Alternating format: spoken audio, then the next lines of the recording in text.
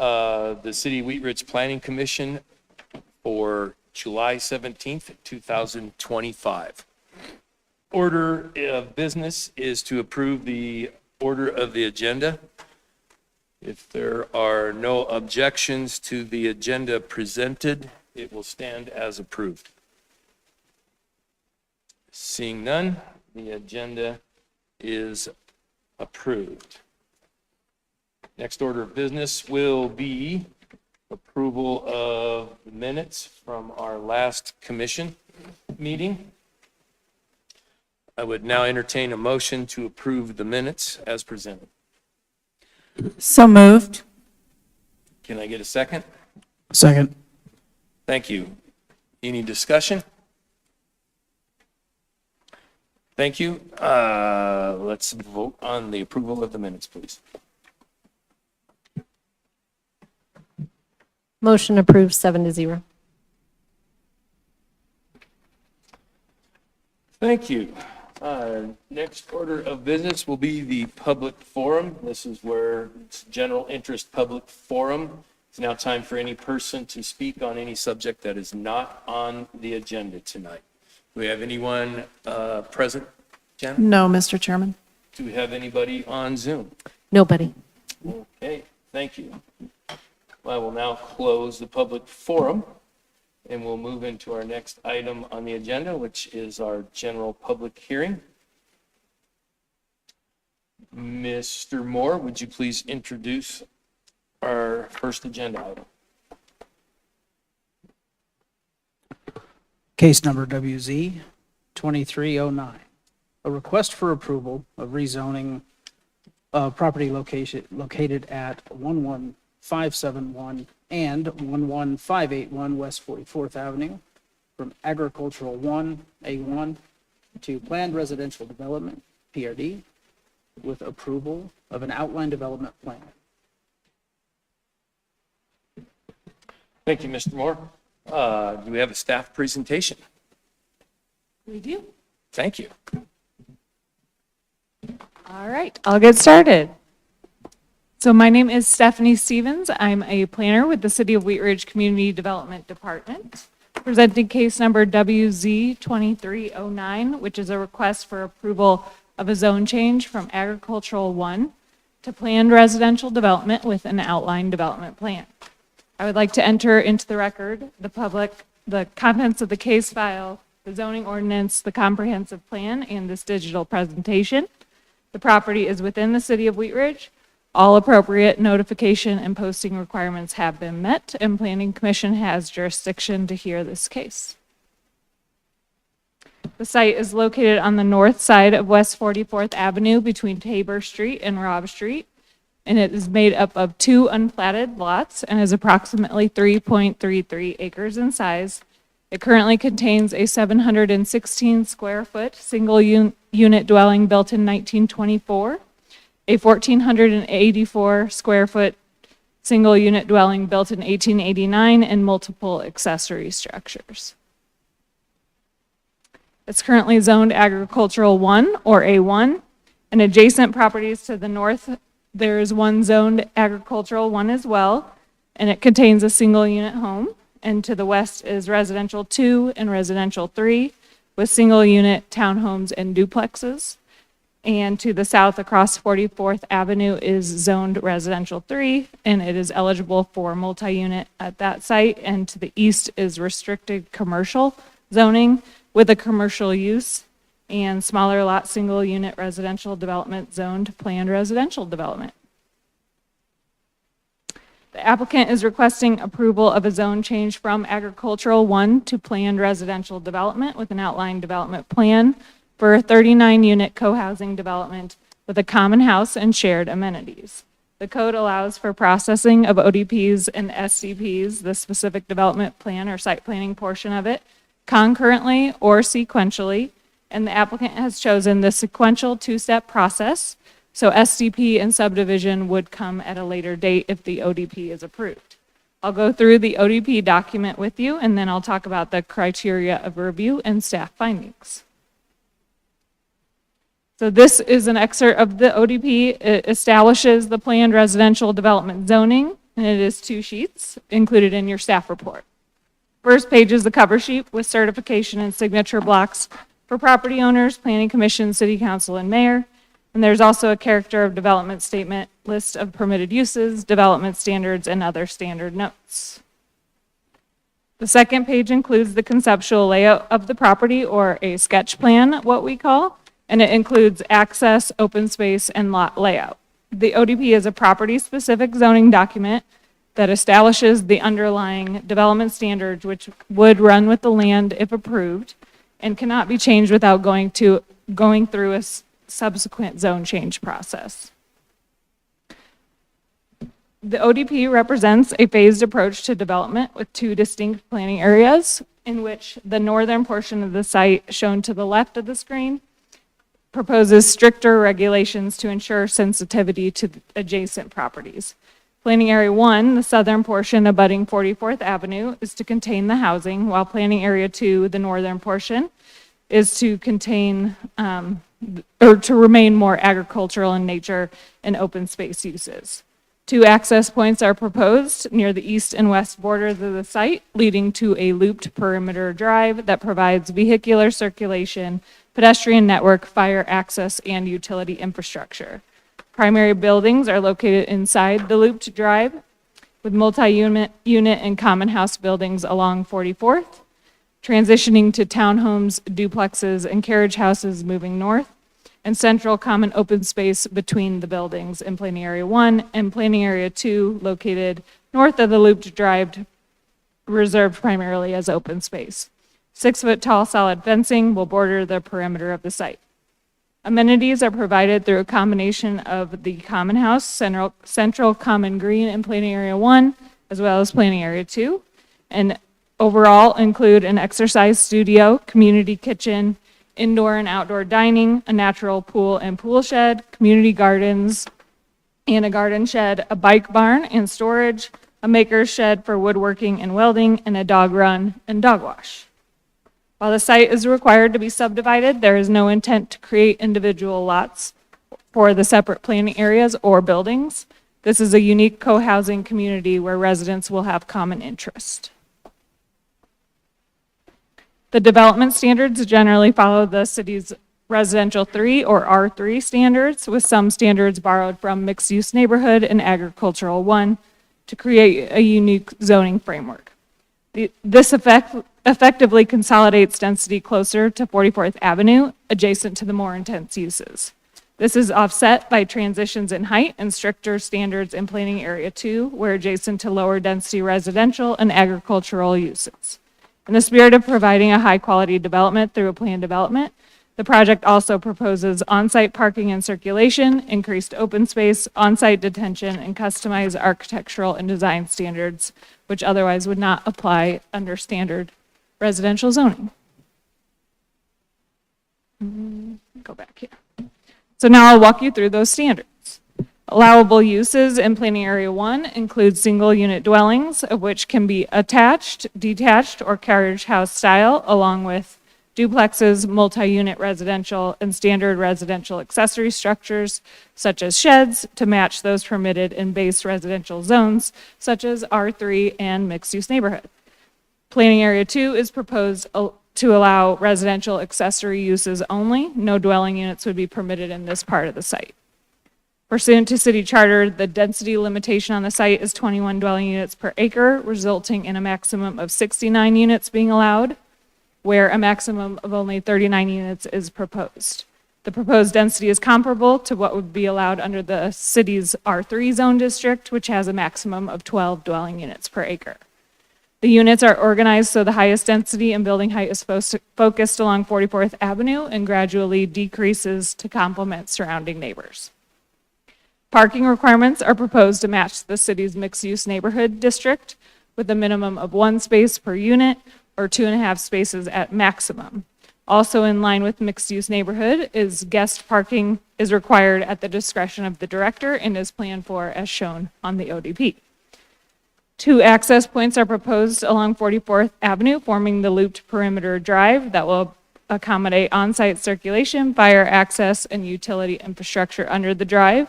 And full water quality and detention for the site will be required and is planned to be provided in an underground system along the west side of the site. And the engineering division had no concerns based on preliminary drainage analysis that was provided with the ODP, and a full drainage report will be required at time of specific development plan. The development is not anticipated to create negative impacts on traffic operations for surrounding streets. And the analysis of site-generated traffic concluded that the anticipated traffic volumes of the proposed development will be minor, with up to 20 trips expected in the peak hour. Landscaping and open space is required at a rate of 40%, of which 50% must be usable and 50% landscaped, which exceeds city standard. And just to compare to some of the other zone districts, the table on the screen compares the proposed zoning with residential 3 and mixed-use neighborhoods for some of the things that we'll go through just now. And note that the project proposes a 3-story limit on the multi-unit, 2-story limit on townhomes, duplexes, and carriage houses, and single-story limit on the accessory structures.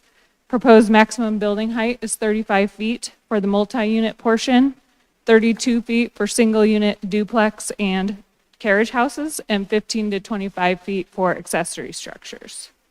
Maximum building coverage is set to a maximum of 60%. Build 2 is required along 44th Avenue in lieu of setbacks, meaning the buildings need to be pushed up to the street, as would be required for any non-single unit residential development based on the architectural and site design manual. Bulk plane also applies in accordance with standard residential zones. In alignment with the required Bulk 2, the ODP calls for a building forward design with enhanced street facing facades and entry enhancements. Heights transition from 3 stories along the south, decreasing to 2-story duplexes, townhomes, and carriage houses in the middle, and single-story accessory structures in the rear and east side, in keeping with surrounding forms. Articulation and variation will also be required, and standards set forth in the architectural and site design manual will apply. We use several criteria to review zone change requests, which includes consistency with the comprehensive plan.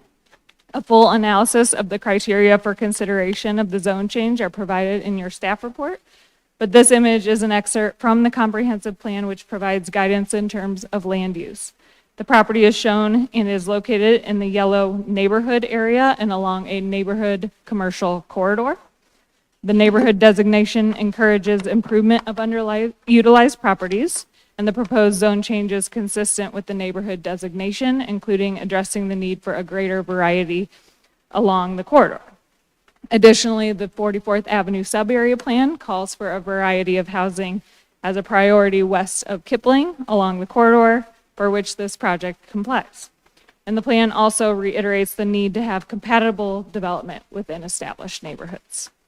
Envision Wheat Ridge will soon be replaced by the updated comprehensive plan, or the city plan, coming before you later tonight. And while it is not yet adopted, the draft plan will be published by the hearing date, and the future development of the site will occur under the new plan. So staff also evaluated this proposed zone change against the draft city plan. The housing options allowed by the proposed zone change directly support the city plan core values to be inclusive and the principle of serving a mix of incomes. It also aligns with the desired outcome of peaceful coexistence by thoughtfully applying and calibrating form and use tools based on the features of adjacent properties. For this location, the city plan says that a wide variety of housing types ranging from single-unit residential up to multi-unit residential adjacent to 44th Avenue is appropriate. And the proposed site design responds to all of the form and design recommendations of the city plan.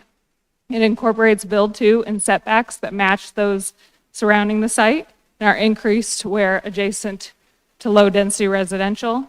Bulk plane and form requirements avoid imposition of additional height onto adjacent properties.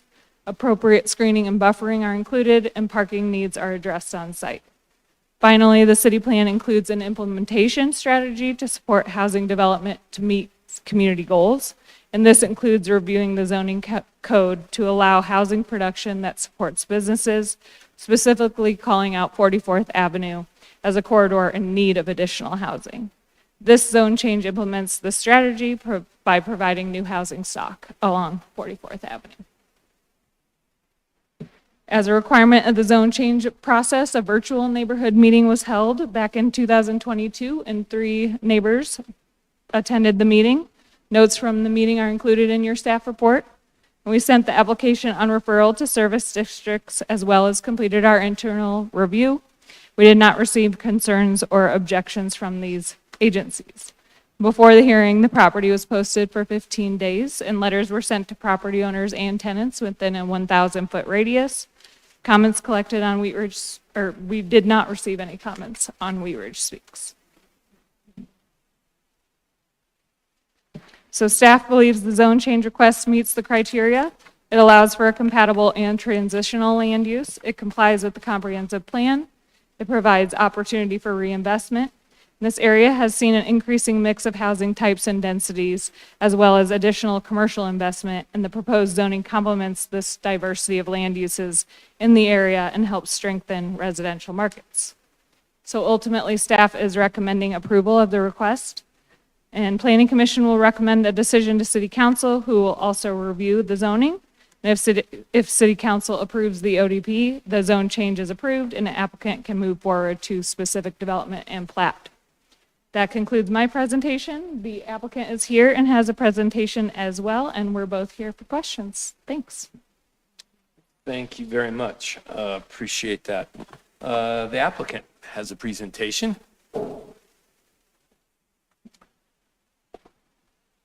I think I'm supposed to say name, spell it for the record, and your address.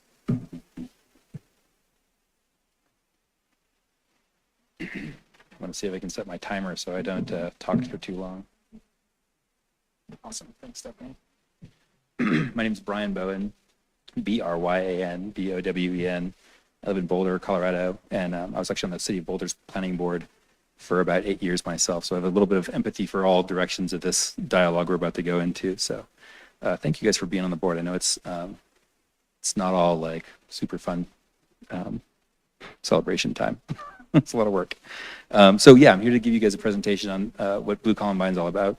Stephanie's done an amazing job of explaining what the planning and zoning context is. So I'm really going to be talking about what is co-housing and also what is the heart of the community, what these people are trying to accomplish. So my office is Caddis Collaborative. We do co-housing projects all around the country, as well as a lot of other things like mixed use, affordable housing, single family homes, commercial work. And Caddis includes a bunch of really great folks with a lot of experience and creativity. And I'm getting used to this whole scripting thing, so this is going to be a little stumbly for me. I'm used to just like winging it. Probably going to make me grow up a little bit by doing this. So we've also pulled together a great group of consultants. We got Edgemont Consulting doing development assistance. Wonderland Hill Development Company is Jim Leach's company. He was the sort of godfather of co-housing in the U.S. Developed projects like this all over the country. TJ Civil, Jim Allen is over here. He's a civil engineer on the project, and he's local to Wheat Ridge as well. Studio Campo is the landscape architect. And we also have Meg and Josh here, who are the future residents and sort of grassroots developers of this project. So they'll probably try to speak to you at some point here. Blue Columbine, one of the things about co-housing is that's unique is that it's developed in large by the people who are going to live there in the future. So people who are just regular residents of Wheat Ridge or Denver, or Boulder, or wherever come together to say, hey, we want to do a development that's different than what's offered by the development community. We're trying to combat the housing shortage and do something for ourselves, for our families, and for the greater neighborhood. So there really isn't a profit motive. It's more of like, how do we build something and kind of change the world one community at a time. Co-housing is a type of intentional community where residents have their own private homes, but they also share in common facilities and engage in regular social interaction. Co-housing emphasizes community living through shared spaces, collaborative decision-making, and it creates a really strong sense of belonging. Co-housing uses a participatory design process where the future residents come together to either be the developers or inform the development process. We do that through a series of workshops. And this accomplishes two main things. One, it allows the design to reflect what the residents, who they are, what they want to be like, and how they want to live. And then it also builds community prior to move-in. So all these folks have done decision-making processes and put money on the line and gone through a couple years of work to get to this point. And they know each other well, and they have a heightened level of ability to work through difficulties because of that, which is a good basis for becoming neighbors in the future.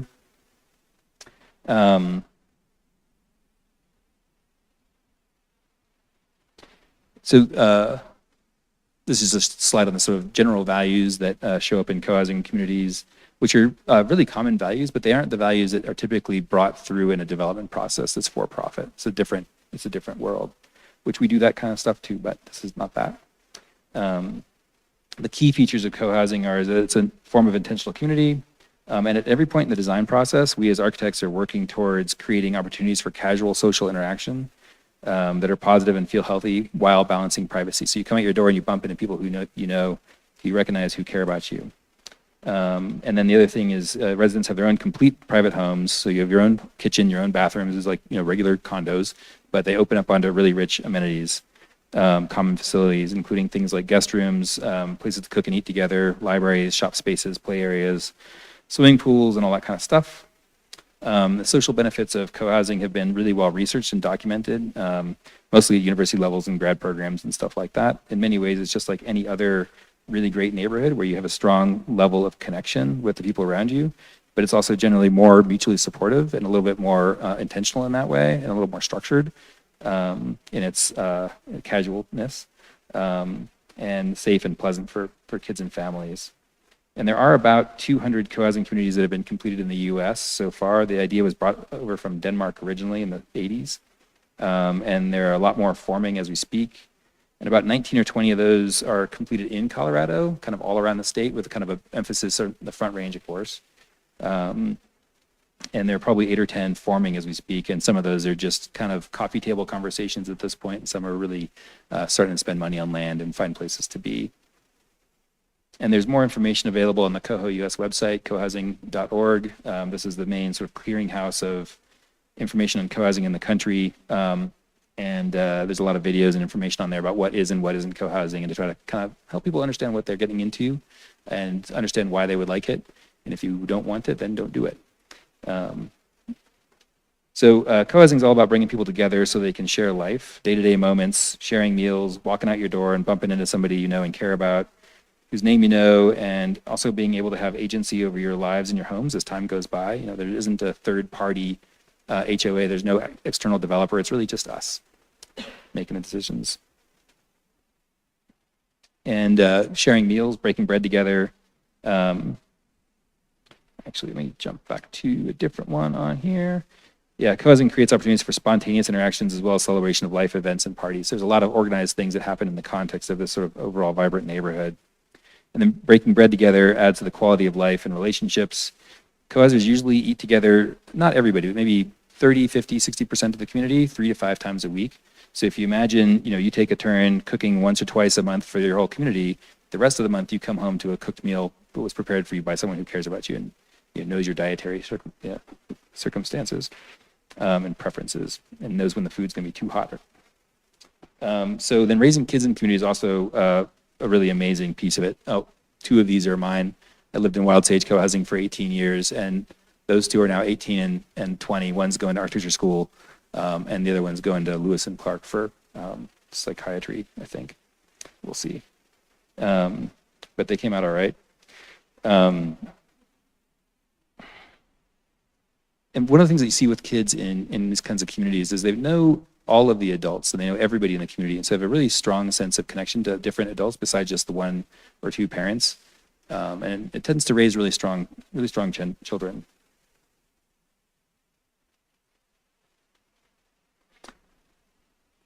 And there's a bunch of these communities have been built around the U.S. By and large, based on looking at them over time, they represent a way of living that gives people a sense of belonging, a sense of purpose, and a sense of connection that people like.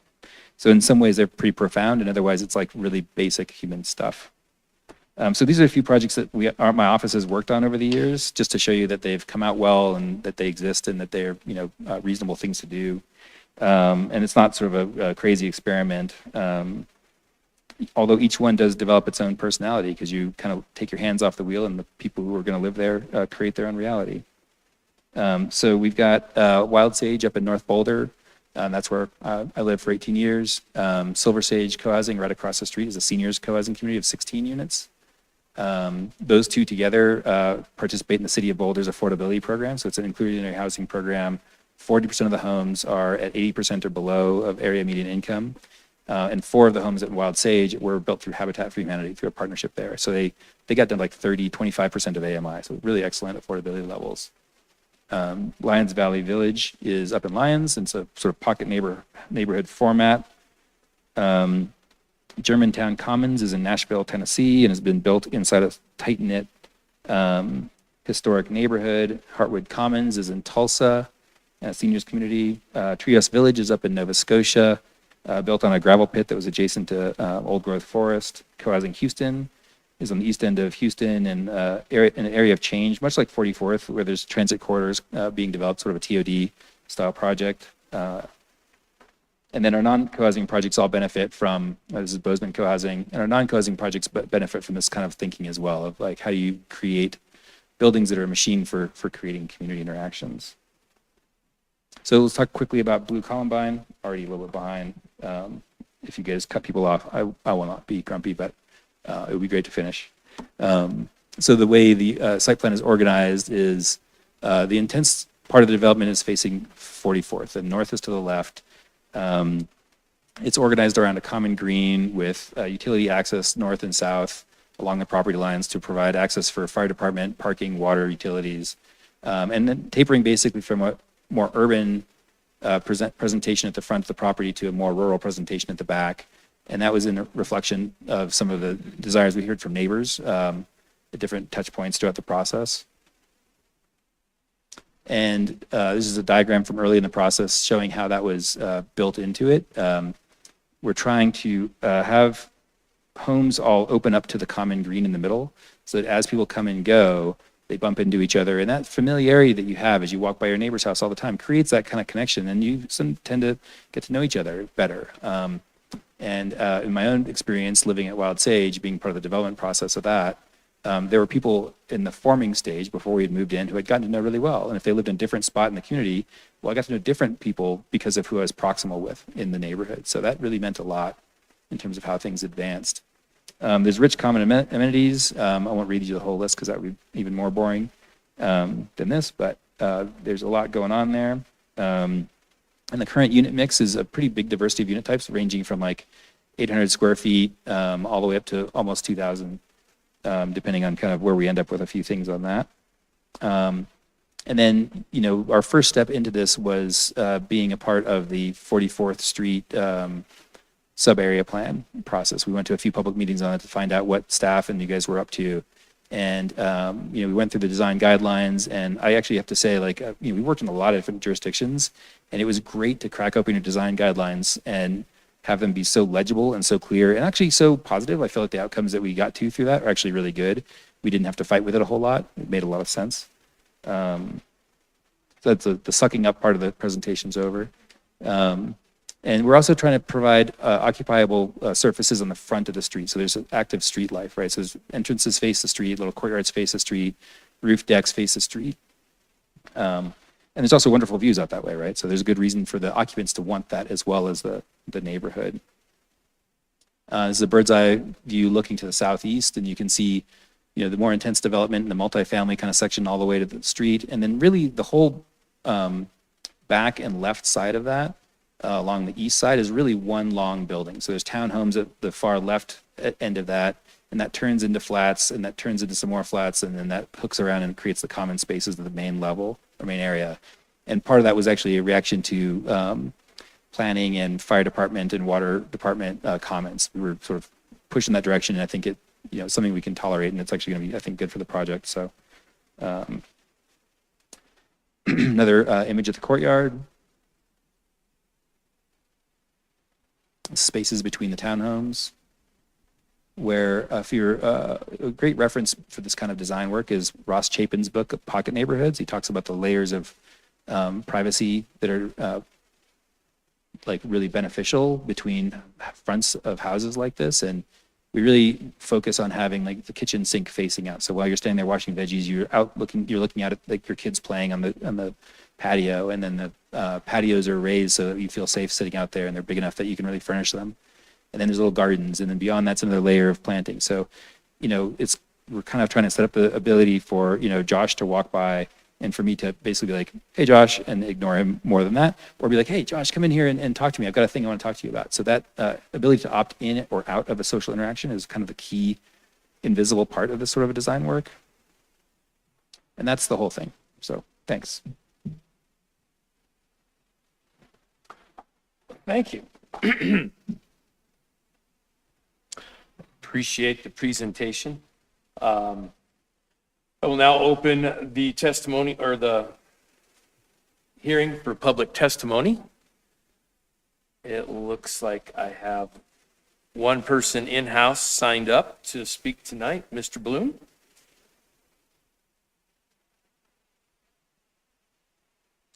Mr. Bloom, name, spell your last name, and your address, please. Yes, thanks. Hi, my name is Josh, Josh, Bloom, Blum. I live at 2370 Bel Air Street in Denver, Colorado. And signed up to speak on behalf of the members. I'm a member of Blue Columbine Co-Housing, obviously, and have been part of this process since the beginning with my wife, Meg. And I'm really glad. Thank you, Stephanie and Brian, for doing such a great job with the whole presentation, because I feel like it actually was reinvigorating to me to hear them speak and why we have put ourselves through this process, including 6 years of trying to get more members and to see this dream become a reality. So I mostly just wanted to say I think we're interested in being a really good neighbor and being a part of the community. As you heard from Brian, the whole point of co-housing is to be a community, is to basically recreate what is like a small village, that you live in a place that is where you support each other and where you have children who can be active and know a lot of different adults, and you can have adults who can look after lots of children and have lots of relationships with people you care about and share meals, and those opportunities for spontaneous social interaction that as we get older, and as my wife and I are both now empty nesters with kids out of the house, we realize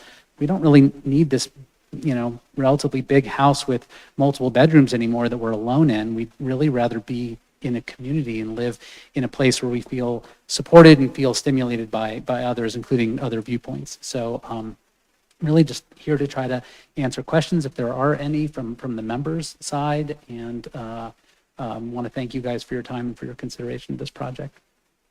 Thank you.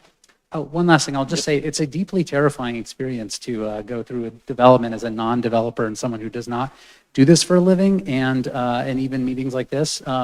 It's scary. I hope it works out. But I want to point out what Brian said, which is that those of us who are members, who are part of this, we are really, I apologize, we're not professional developers. We're not doing this for profit. We're doing this as an opportunity to kind of create the community we want to live in. So apologies if we get any of this stuff wrong, but thank you. Thank you so much. Have nobody else signed up to speak in chambers? Do we have anyone online? Nobody. No one online. I will close the public testimony, and I would say we give the next round here as they give the applicant opportunity for rebuttal or wrap up, but I'm guessing you're okay. Our next questions from the commission, and I'll start to my left. Madam Disney. First question is, I don't know exactly who to direct this to. Have you acquired all of the community members yet? Is it a fully settled? That's a great question. The way we arrange this is we're trying to grow the community from a sort of seed of 4 to 6 or 8 burning souls, all the way up to really from a development perspective and a cash flow perspective, 80% of the units being pre-sold before we get a construction loan. That's kind of like technical financial underpinning of it.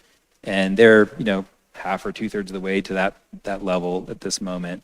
And so the communities grow as time goes by. What you find is that there are some people like Josh and Meg who can say at the beginning of this, like, I want to do it. I don't care where it is. We're going to find land. That's rare. And so people want to know, where is it? What's the property going to look like? Is it going to look cool? What are the units like? What's it going to cost? And so as that information becomes available, more and more people are able to be drawn to the project. And actually, planning commission support is one of those big hurdles. If they, everybody knows that things get shot down and they're like, well, we'll see if they make it. So this will be a boost. Second question is for you. I was reading over the notes from the community meeting, and one of the questions that was asked was how many units? And I believe you said, or someone said, 24 to 36. And now we have 39, and it appears that this is the largest development that you have done. But it seems to me, I went and looked at the lot and tried to envision 39 units, and it seems like that's really, really dense. And I don't know if you're aware about this community's sentiments towards high density. So I just want to hear what happened, what changed, why so many, why does it have to be quite this dense? Yeah, it's a really good question, actually. In the early phases, we're sort of guessing about some of those numbers and using rule of thumb. Like, well, most of them are 24 or 36, somewhere in that range. There are some in Colorado that are up to like 42, 44 co-housing, unit co-housing communities. And we've actually done, more hundreds of unit kind of projects in the affordable housing world. But in co-housing, they do tend to range between, I think the smallest one we've worked on was really 16, and the biggest one was about this size, something in that range. We've got a 40-unit one going on right now up in Snohomish County, Washington. And part of the reason for those numbers is it's just a manageable size of sort of human interaction. So it's really kind of sociologically determined more than anything else. And the reason that we went from, at some point we had 36 units, and then we added 3 more to go to 39, really because of finances. We found out we could afford to deliver a few, I'm using kind of developer terms here, we could afford to deliver a few more smaller units if we had a few more units. And so in terms of trying to provide housing that was for everybody and more attainable units, that's the reason for that decision. And, the density of this is really like 11 or 12 dwelling units per acre. Silver sage and wild sage, those two are 20 dwelling units per acre, so they're more dense. And then Germantown Commons was 25 units per acre. So there's a lot of them that are more urban, and some are actually more like truly urban, like downtown Seattle or downtown Denver kind of projects. So, Thank you. Commissioner Moore. Thank you. Well, I had a question, although Commissioner Disney already asked it, so I think we are okay. Thank you for the presentation. Thank you, Commissioner Holub. Thank you, Chairman. First question, I saw on your website from Caddis Collaborative that you guys do sustainable design and net zero. Can you talk more about that for this application? Yeah, and it really varies project by project and jurisdiction by jurisdiction. The TVE, Treehouse Village Eco-Housing one up in Nova Scotia, is a certified passive house multifamily project. And those are pretty rare. There's not a lot of those in the country. We've been doing passive solar and energy efficient design since 1995. It's been a really core part of my education and my upbringing. I grew up in a passive solar house in New Mexico, so I'm a big eco nerd about all this sort of stuff. And you could get me talking about this for another 5 hours. So what we're shooting for typically these days is, every jurisdiction has got a different set of rules. So we'll be exceeding, I think you guys will be probably 24 IEC by that time. And so we typically exceed the baseline energy performance by quite a bit. And then there's a strong sensitivity in these communities from the user group, from the people who are going to live there, to do low carbon construction methods. So if we could do something like mass timber, or if we could avoid use of concrete or avoid high embodied energy materials, that's kind of the first step in the construction process. Using dimensions and design aspects that result in the least amount of waste possible is another big step forward. Sharing walls and being on existing corridors is the smartest thing that we can do as cities to be rationally allocating water and transit and land. As a native New Mexico guy, I would kind of prefer to claw back as much wilderness and natural areas and farmland as I possibly could, and really stick with just building on transit corridors in towns. And but as far as an actual goal for this project, I'm not sure where we're going to land on it. We'll see. But we're capable of going the full gamut. Thank you. Second question. You had said, mentioned wanting to really come in and be a good neighbor. I'm not sure, maybe that was Ryan or Josh or Ryan. I'm not sure who said that, but it occurs to me looking at this design and the walls, the perimeter walls, it's very insular. So you're bringing in a pre-built community. And so it just wondering how you will interact with those neighbors. For example, the common space, I assume, will only be amenities for the residents. Do you have any reaction to that? Yeah, no, I do. I have like several strong reactions to that. Part of it is the context around us is impermeable. The projects that, in my fantasy world are the best are places like Wild Sage or Silver Sage, where they're bounded by new urbanist street frontages. We have on-street parking, tree lawns, rich front-to-front relationships across the street. But that's not available in this context at all.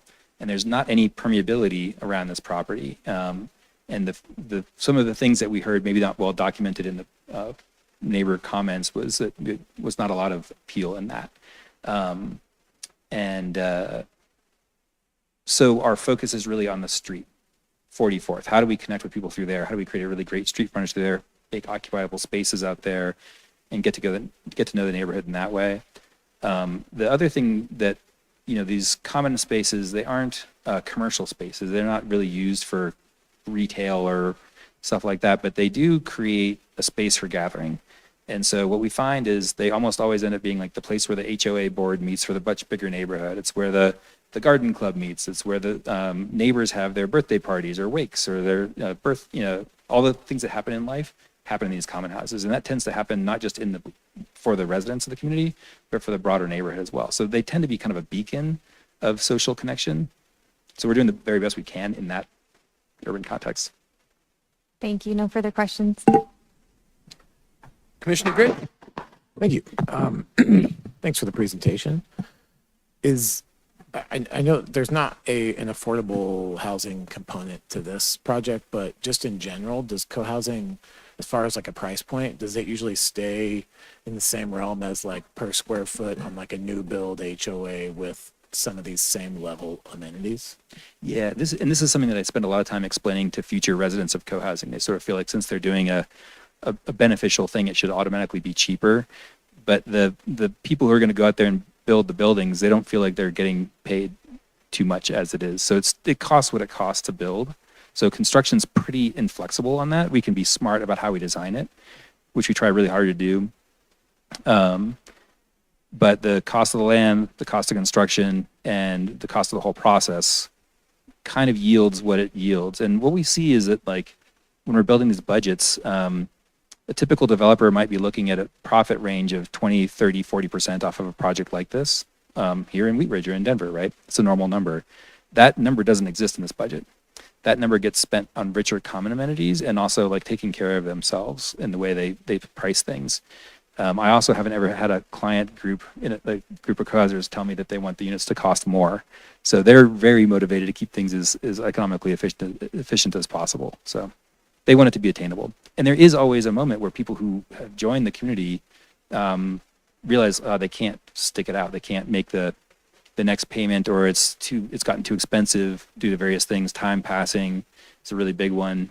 Construction volatility is a huge one for us right now. Supply chain issues are frightening. But basically, they have a budget that it builds in just enough buffer so that they can, if that money stays at the end of the project, they can return it to themselves and buy a basketball hoop or something. Thanks. No further questions. Thank you, Commissioner. Commissioner Quinones. Because I had a similar question, and I still feel a little fuzzy around around the aspect of affordable. I'm very clear it's not affordable housing. It's going to be as affordable as possible, right?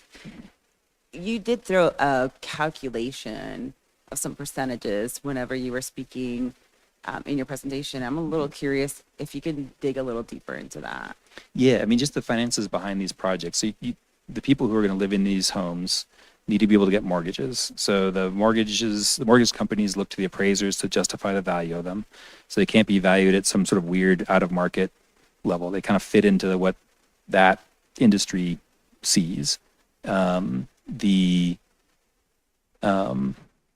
Some communities do, since they are setting their own prices, they will float the higher value units higher and artificially depress the lower income units or lower cost units. And that's an internal subsidy measure that I've seen several communities do.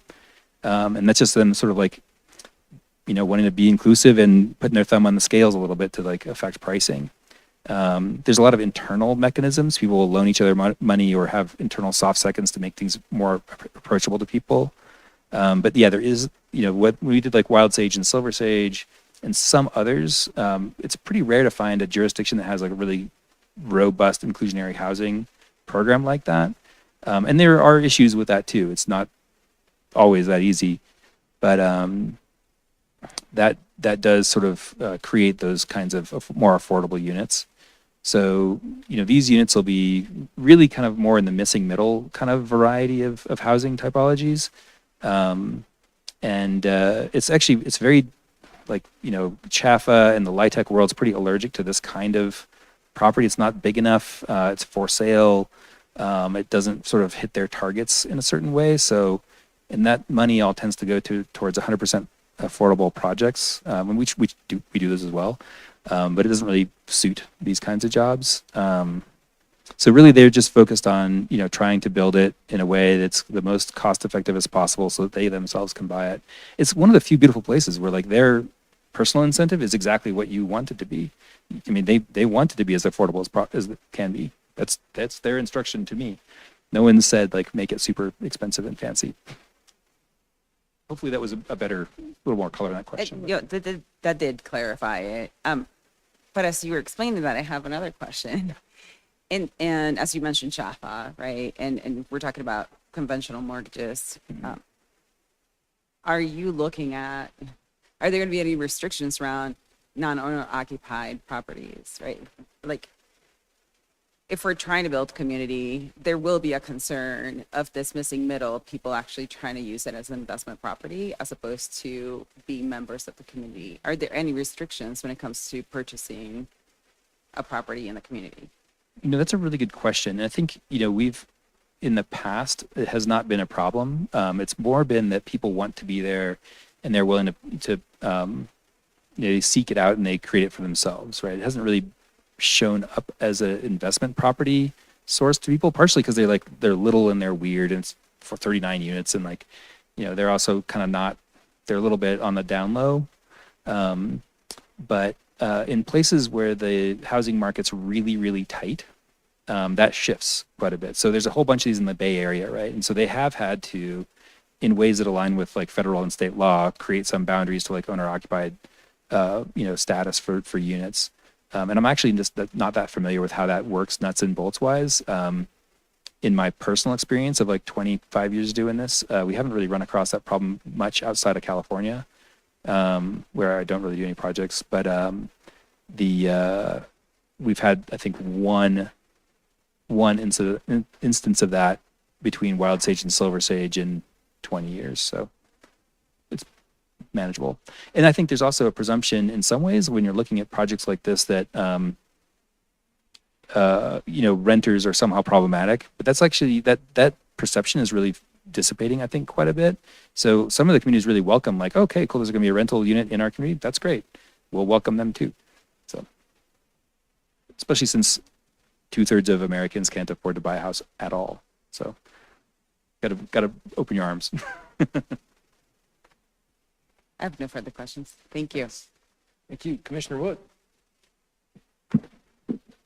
I too appreciate the presentation tonight, and I really have appreciated learning about co-housing because it's something I don't know a lot about. And it seems to me, especially as the questions have been answered, that it's something that's really very innovative and it's really sort of flexible. There's a number of different ways of looking at it. One question that came to mind for me, and it's not the subject of what we're doing tonight, but my curiosity has gotten the best of me. In the ODP itself, it says, general note, future subdivision to create individual lots shall require ODP amendment. So that indicates that there will be some future plating, maybe not. Is this just to cover all bases? That's just to cover all bases. I think what Stephanie, Yeah, I can hop on for that one. It's mostly so that if there is plating of individual lots, we get to see the zoning again. So it'll come back to you if that's the case. Very good. Again, I just kept trying to understand, okay, it says there will be, no plating, but then this was here. So now I understand. And then she's keeping me honest on that one. yeah. And then the next question I have is probably for Stephanie as well. And it has to do with the guest parking, because I know in some areas, I mean, there will be guests that come to visit. And I know guest parking is shown on the plan itself, but you said that's left up to the director's determination. So I just kind of wondered how that plays out and how it's handled. Yeah, it's a great question. So it's very similar to how we treat townhome developments in the mixed-use neighborhood zone district, where, they're so tight on space, but it gives the director that discretion to add guest parking, even though they want to squeeze out every unit they possibly can, right? So the director then ends up requiring kind of an analysis from applicants that says that you need X parking, and then we make them provide that guest parking. So it's not a built-in number, but it does give us that opportunity at specific development plan level that we can require more parking than what the minimum one per unit would be. Great, very good. Thank you. And You're welcome. I have no further questions. Thank you. And again, thank you both. Very well thought out, very informative presentation. One question I kind of have is timeline. Provided this passes, and then our next thing is the SDP, correct, Stephanie? And since you don't have a whole lot of these lots filled, how long do you predict this may be still this lot the way it is? Yeah, that's a great question. It's actually a really pregnant question for the group as well. How quickly can we fill it up? Their ability to bring in new members is pretty tied to some of these approvals. So as we show momentum, as we show it was a planning commission, it went to city council, we're going through the SDP, planning commission, city council again, that kind of momentum, and also the evolution of the design, we'll have more renderings. There's a fly through on the website right now. Some of that stuff will get more appealing. And as the group grows, the different personalities that are in there appeal to different personalities, if that makes sense. You start to attract more and more people as it kind of snowballs, and as the credibility builds. It's kind of hard to say, hey, you guys should buy a unit. It's going to be $700,000 for whatever it is, and you can have it in 4 years. That's a little bit of a hard sell.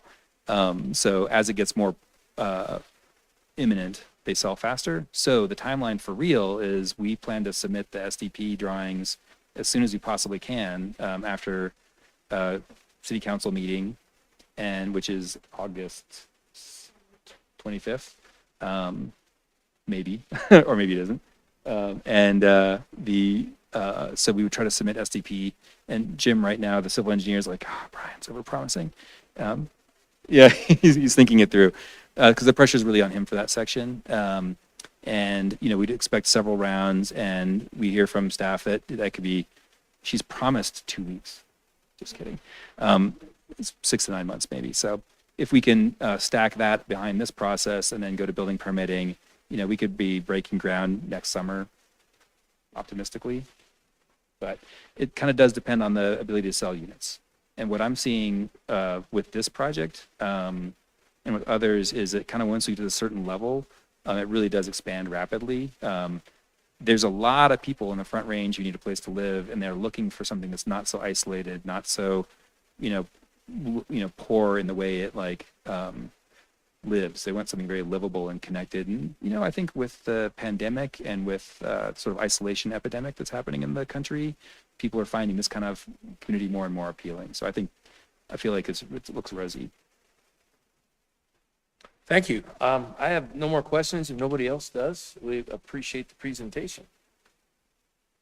I'll now close the public hearing and entertain a motion, Commissioner Moore. I move to recommend approval of, is this on? There we go. Apologies.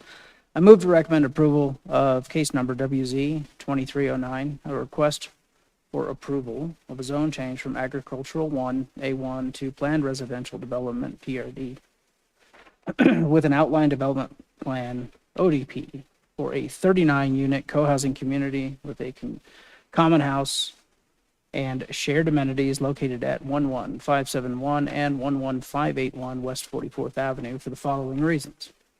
The proposed zone change will promote public health, safety, and welfare of the community and does not result in an adverse effect of the surrounding area. The proposed zone change is consistent with the goals and objectives of the city's adopted plans. The proposed zoning, density, and land use are consistent with the intent of a planned development, compatible with the surrounding land uses, and will result in a high-quality development. The infrastructure in the area can support the development. The criteria used to evaluate a zone change support the request.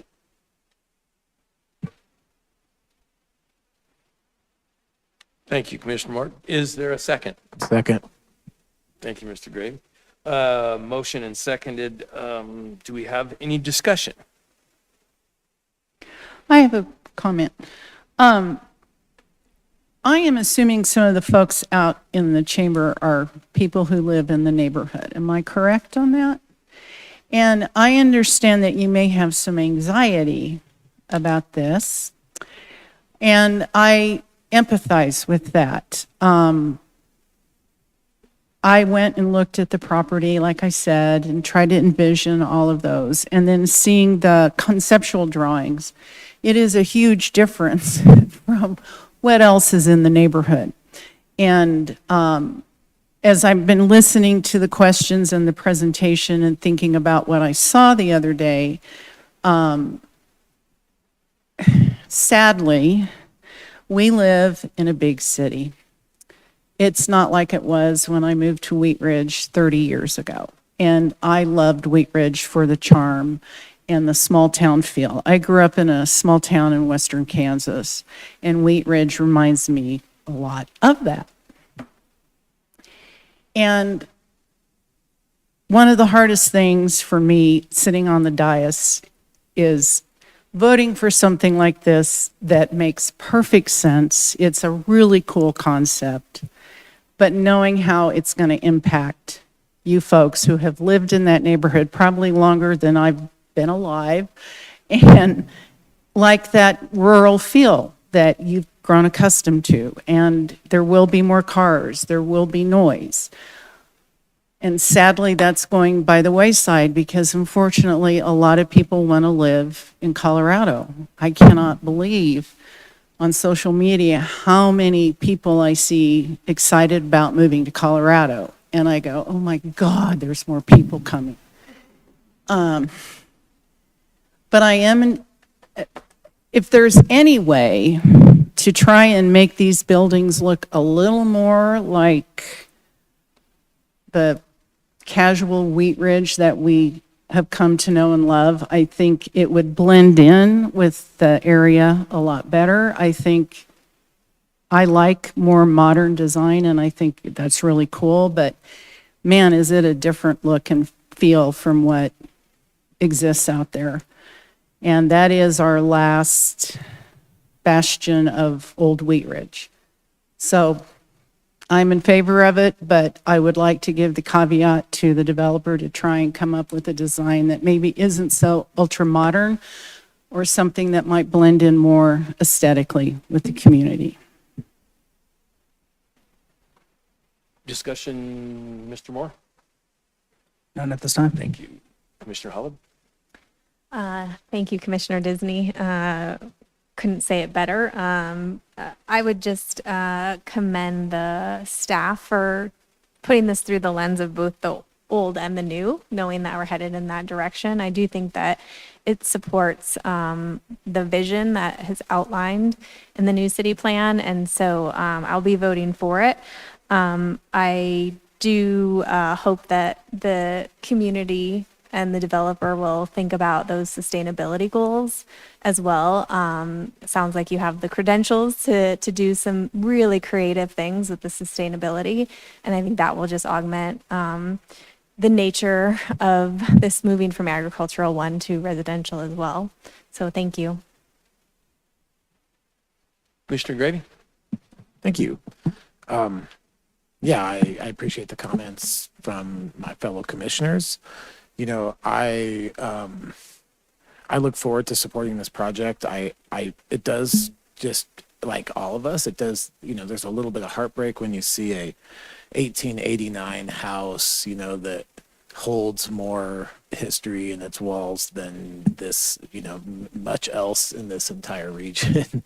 And, you know, when agricultural land as zoned, not really as being used per se, but, you know, that concept when it's being moved to a higher density residentially, I mean, it is challenging. I'm someone who has operated a commercial vegetable operation in Wheat Ridge and, you know, was kind of in doing a lot in urban agriculture and very passionate about, you know, how those opportunities are just so non-existent, you know, but I will say that, I mean, this has been a really educational experience learning about co-housing. I think, as was indicated during the presentation, that there is a tremendous benefit that I think is on the soft side in terms of the social connection, you know, finding community and the built environment to foster that can do a tremendous amount of good for people's well-being.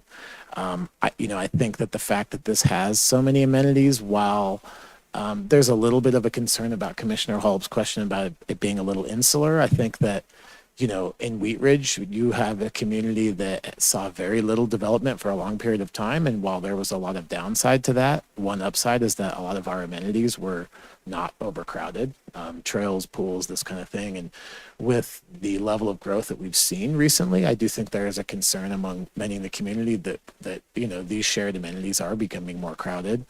And I think that this design, you know, as one component of it, alleviates some of that by kind of bringing its own pieces to the table. And I think that it's a really you know, it's a really interesting concept, and I think it's very forward looking, and I think it checks a lot of boxes on what the type of innovation that, you know, our community and many others will need in the future. But lastly, I will say I really did appreciate the comments from the applicant about the you know, his interaction and experience with the sub-area plan and with city staff. And it's always really good to hear and what we perceive to be seeing that Wheat Ridge has, you know, staff that is highly competent and really looking ahead in a responsible way. So I really appreciated the presentation, and I look forward to voting yes tonight. Commissioner Quinones? I have no further comments. I think everybody's already captured it. Thank you. Thank you. Commissioner Wood? I just wanted to echo a little bit the commissioner's comments that have been made already. I do support this. It's a great idea, and I think it's something that has a place and is very much needed, and particularly in this time when we have a housing shortage and definitely a shortage of affordable or attainable housing, because by virtue of the project and the size itself, I think that they will be more affordable or more attainable units even without a strict requirement for affordable housing. So I think it's something that's very much needed, and I think that you know, again, I really do appreciate Commissioner Disney's comments because Wheat Ridge, I've been here 30 years too, and I've seen the changes. Well, I've seen the changes in my own neighborhood and down the street, and it is the way it is. And while in-migration to the state has slowed a little bit, it's still pretty high. And I think it's really high for Wheat Ridge, which has been a place that people want to come to. So to provide housing for people to come to with an air of sensitivity to those who are already here is a great way to go. But I do support it, and I do appreciate you coming here tonight to tell us about it. Thank you, Commissioner Woods. I really don't have much comment. I echo Commissioner Disney. You know, my mom, I grew up in Lakewood in a spot where we had a barn and horses and chickens, and I think mom and dad's spot's like 2/3 of an acre or something like that. And like 4 or 5 neighbors of us, they got these long, skinny lots with, it's all zoned Ag 1, and it's hard to see that go away. However, the original land users here had big farms, and those all got subdivided out, and things are the way they are. And I think we all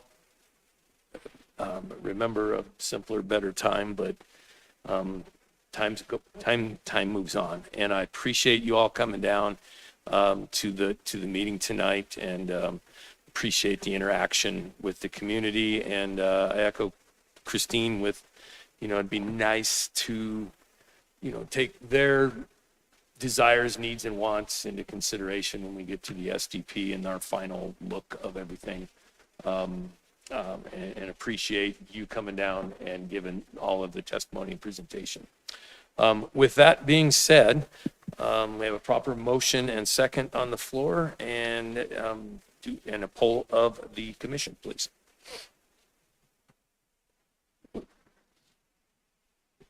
Motion approved, 7-0. Again, thank you all for coming out. Appreciate the neighborhood showing up, and you all appreciate that. That is the end to our public hearings. Next order on the agenda is old business. Do we have any old business? Yeah. No old business. Well, then we'll move right into new business.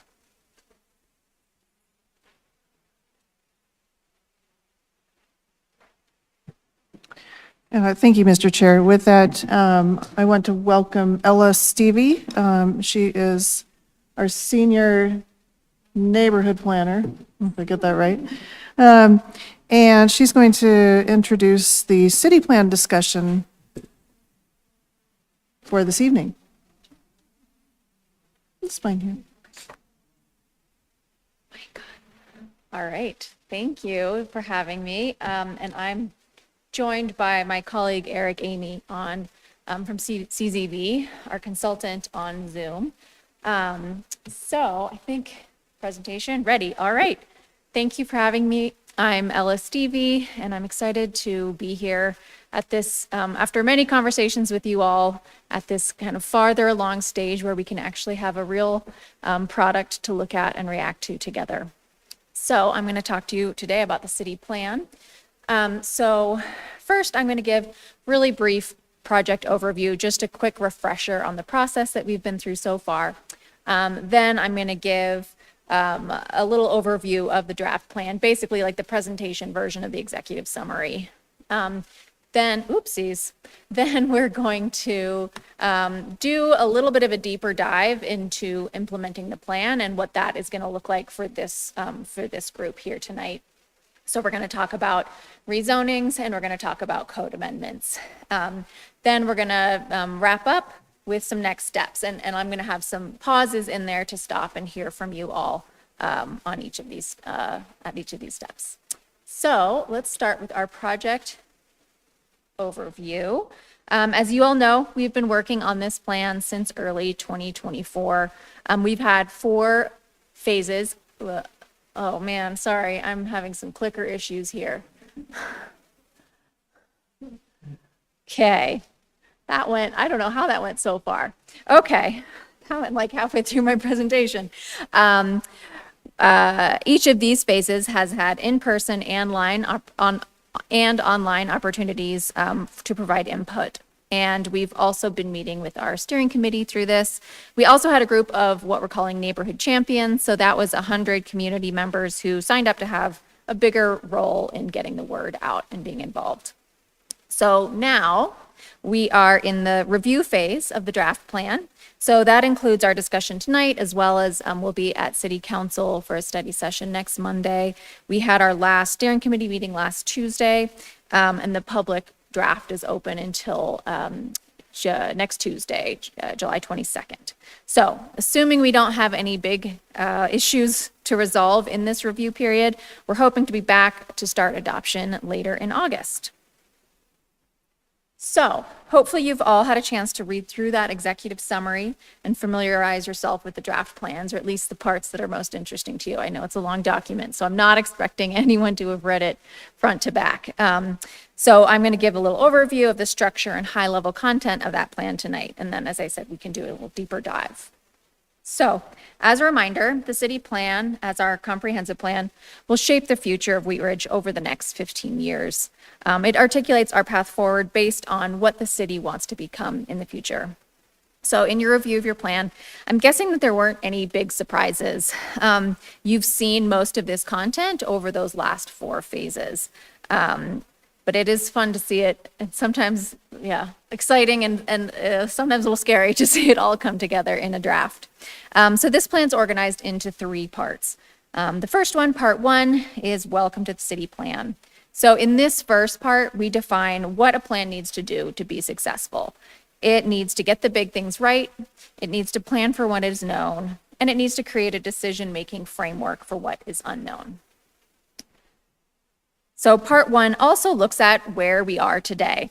A few things to note about that. So younger people are moving into Wheat Ridge. So the average age has noticeably decreased in recent years. In that transition, we're also seeing higher incomes. At the same time, though, housing prices are going up in Wheat Ridge, as they are everywhere in the metro area. And they're actually rising faster than incomes. So that means that the historic affordability that Wheat Ridge has enjoyed for much of its history has been eroding. We've also seen an increase in the number of jobs in the city and in the city's sales tax revenue, which provides a substantial portion of the city's budget. So at the same time, the city's been working to modernize in several ways. One important one is community engagement. So by creating the community engagement specialist, if you know my colleague Ashley Holland, her role, and actually mine as well, the neighborhood planner role, the city's been able to get a much better understanding of resident sentiment and been able to respond to that sentiment. One thing that we've heard through our previous processes and through the city plan is that Wheat Ridge is ready to invest in our future. So where do we want to go exactly? Well, people want the city, and we've heard about this in the previous one. We want Wheat Ridge to continue to feel like Wheat Ridge. I think everyone here likes the city as it is. So we want it to still feel like Wheat Ridge. And we're also ready to tackle some of the challenges that the city faces. So those can be summarized in 3 goals. So to become the best version of ourselves, Wheat Ridge wants modern infrastructure, thoughtful placemaking, and thriving businesses and neighborhoods. How does the plan get us there? Well, as a start, it establishes our core values, our planning principles, and our planning priorities. So our core values are our shared beliefs, that they articulate who we are as a community. They are independent-minded, inclusive, and forward-looking. Our planning principles are criteria to evaluate decisions and ensure that those decisions reinforce our values. So they articulate what we care about most. They are to serve a mix of incomes, to preserve our patchwork quilt, to focus on sustainability, and to strengthen the city's fiscal position. So then we have our planning priorities. These are the big moves that we need to get right before the community can really become the best version of itself. They are an improved retail and business environment, 38th Avenue as the city's kind of main street, a network of pedestrian and bicycle facilities across the city, and proactive infrastructure management. Okay, so then we get to part 2. That's called our character and development vision. And the plan explains how the community would like to shape and reinforce the city's character in the future. To do this, it first articulates, what are we trying to achieve here? So the desired outcomes that are detailed in the plan are allowing us to evolve while continuing to feel like Wheat Ridge, peaceful coexistence between new development and existing neighborhoods, improved connectivity and access, and generally just making places that are great, or continuing to protect the places that are great. So there are several ways that a city can work towards these outcomes. Based on the conversations we had in our engagement phases, including here, the plan focuses on tools that city staff can hone and develop. The plan organizes these tools in 4 categories. So we talk about what uses are appropriate, form tools that dictate the size, shape, and placement of what we build. The going places tools that impact how we get around, and then the staying places tools that make places somewhere you want to stop and spend time.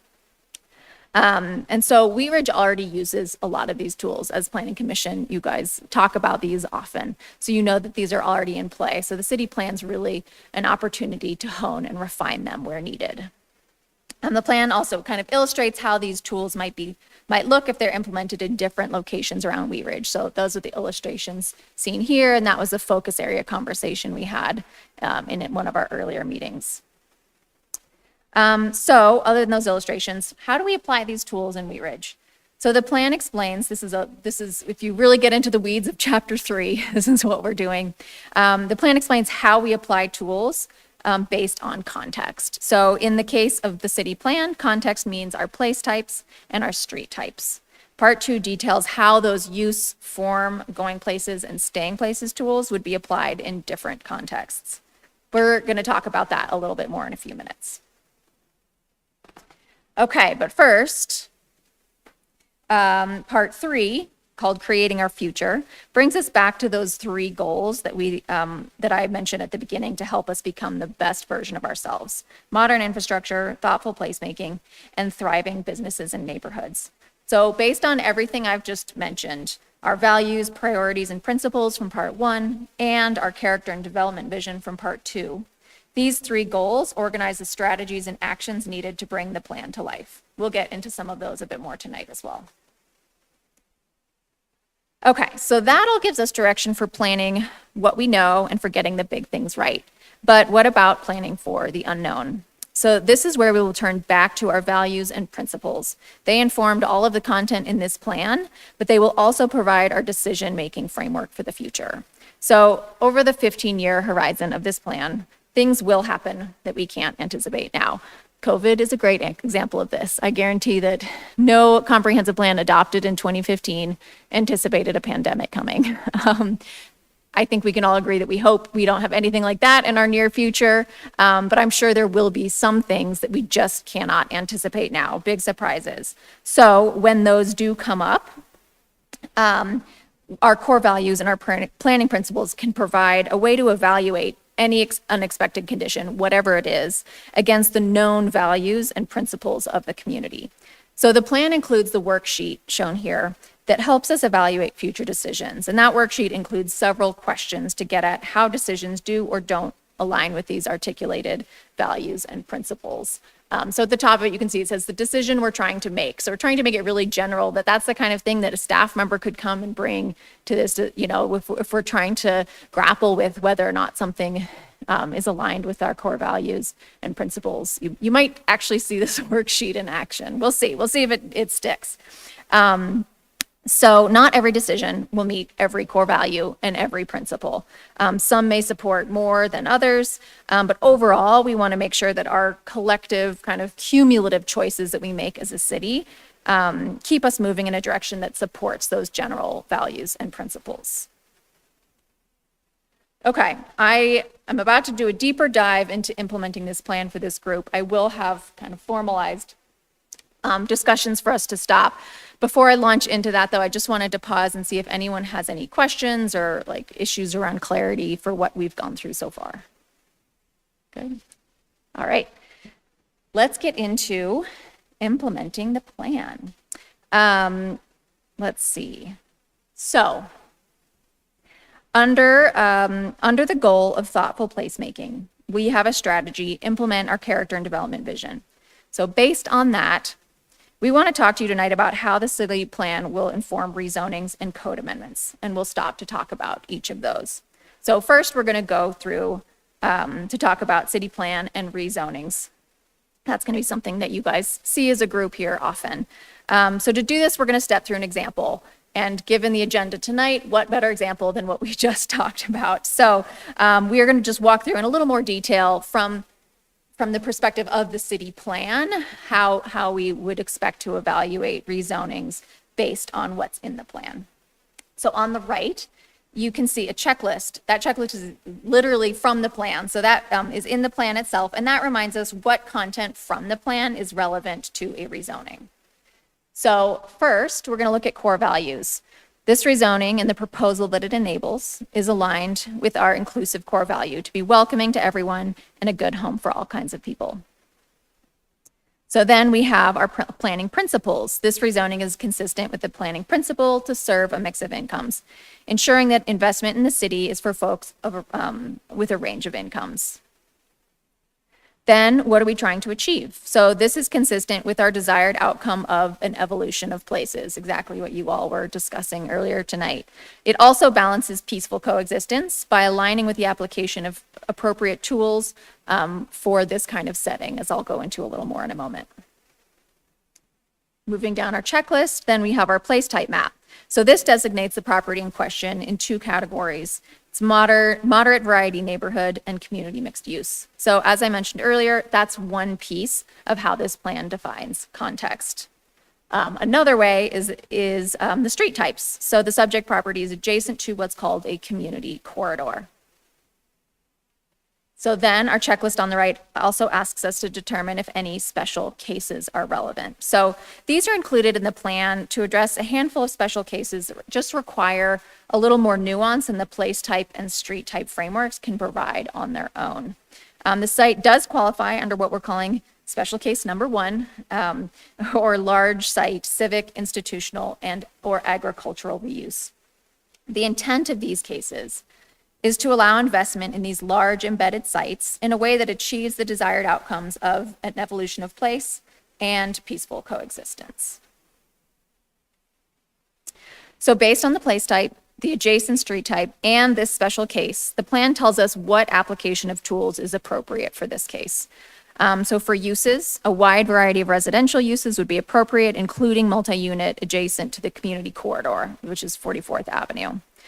We'll also want to look at the appropriate application of form tools for this context and whether the proposed zone change and site design are consistent with what the plan says. So in this case, the build to and setbacks match those surrounding the site, and they are also increased where adjacent to the low density residential to the north. Bulk plane and form requirements avoid imposition of additional height on adjacent properties. Then you have appropriate screening and buffering that are included. And as you guys discussed tonight, the parking needs are addressed. So finally, the last item on our checklist is to evaluate any relevant goals, strategies, and actions from our implementation chapter. So in this case, we want to look at our strategy to support housing development to meet community goals. That strategy includes an action that talks about revising regulations that are barriers to creating housing in the vicinity of commercial areas. And it specifically lists 44th as one of those areas. So this summarizes kind of what you would expect to discuss from a rezoning. And you even got a preview from that from Stephanie tonight. So based on that kind of whirlwind overview, would love to hear from you all. What we're especially curious about, I mean, any reactions, of course, but also what's working well? Are there missed opportunities? And does anything need adjustment?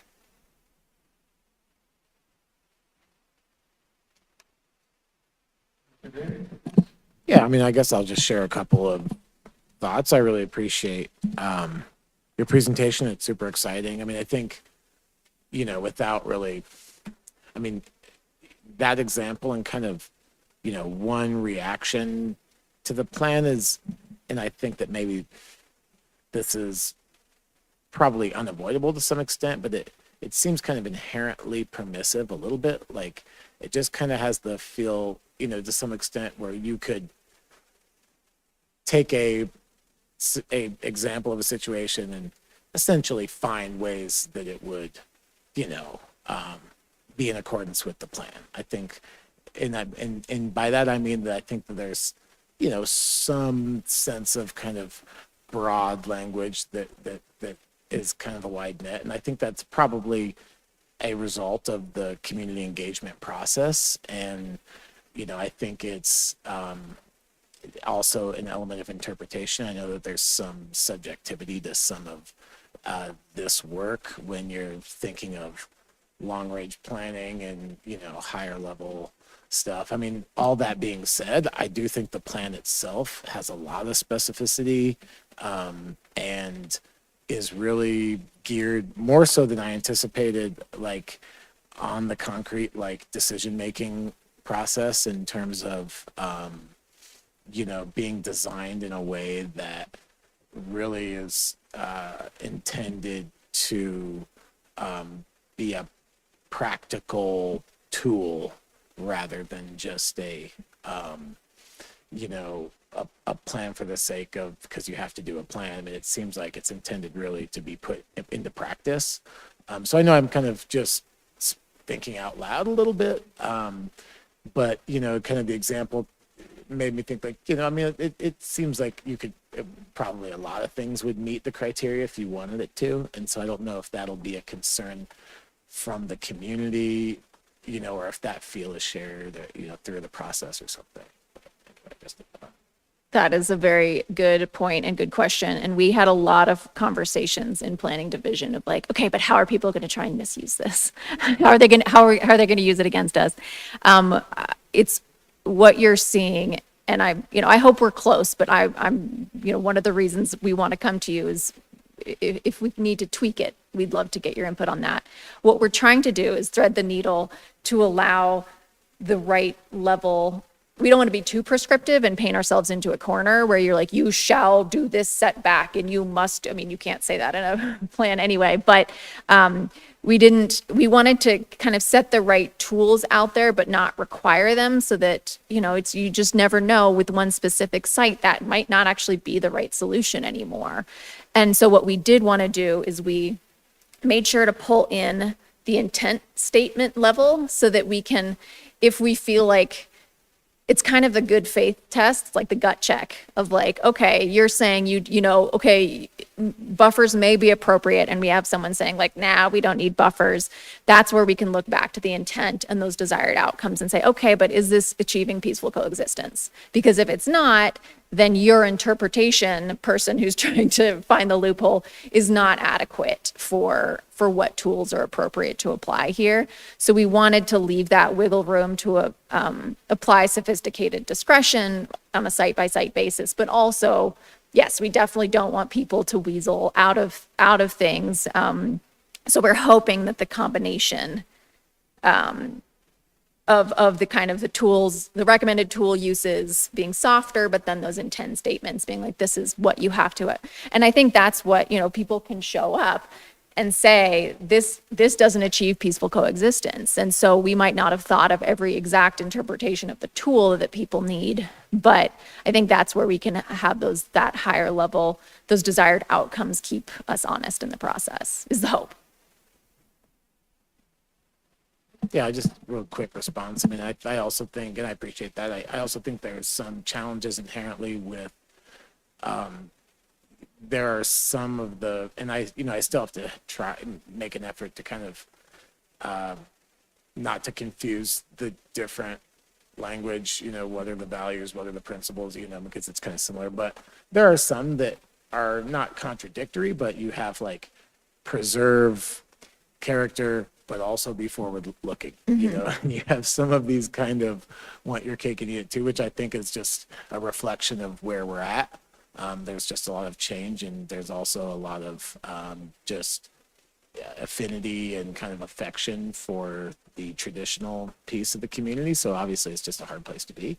But so I think that's also maybe some of the tension.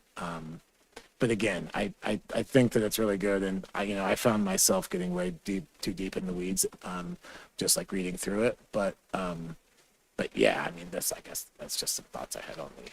Well, and I also do want to say, again, we had a lot of conversations to try to get it right, but I very much welcome, hey, on page 96, you say this here, and I actually don't think that's right here. Like, you guys have, most of my audiences kind of skip over part 2, and because it gets really deep in the weeds really fast. But this, for better or for worse, that's kind of the subject matter that you guys work with. So that is the section where literally every word can matter. And so I do truly welcome, either tonight or in follow-up, you can send me a page number and a word, and I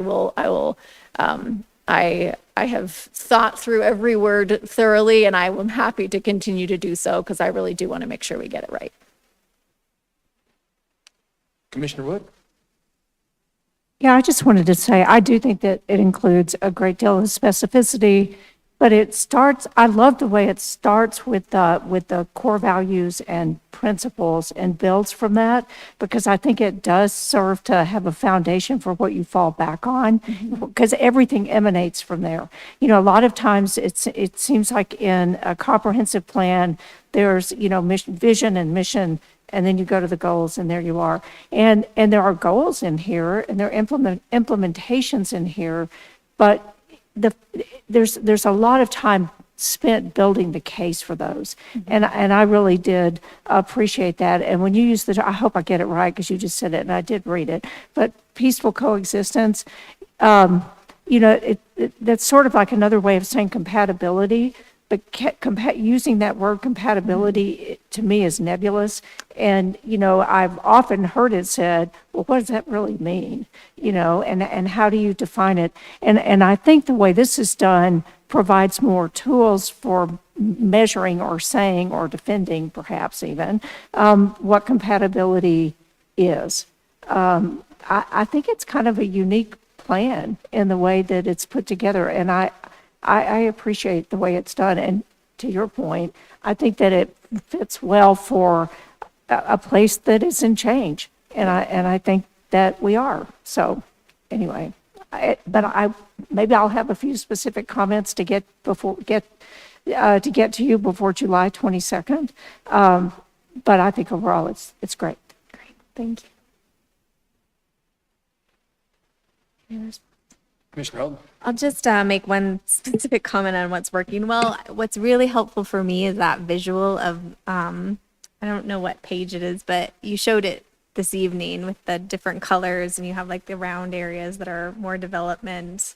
I could pull it up on my screen, but I can send you a note. I just wanted to acknowledge that I think that visual, to be able to see the entire city and where we're focusing, because right in the example you just walked through, like 38th Street and 44th, like those areas that you call out in the plan also as like opportunity areas, I think are really helpful, because it's hard as a commissioner who lives on one side of the city to really understand what's going on in some of those areas that I don't spend a lot of time in. So I really like that visual.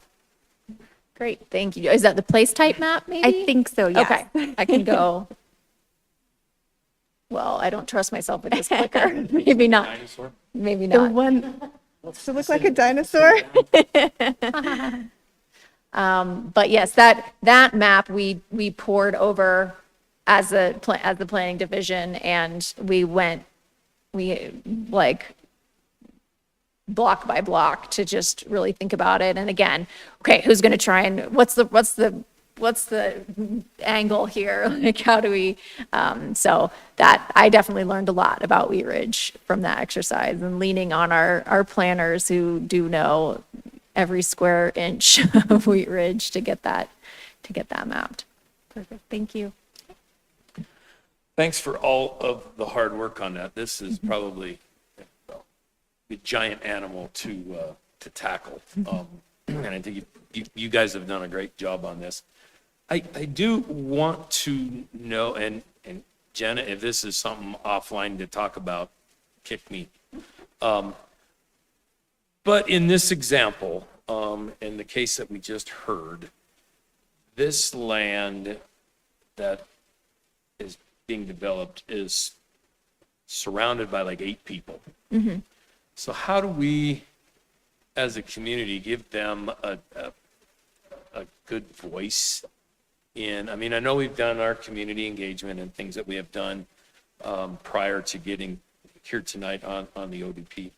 But my mom, I feel for some of these folks because that's where I come from. R1 lot in, or not a R1, but a A1 lot in Lakewood.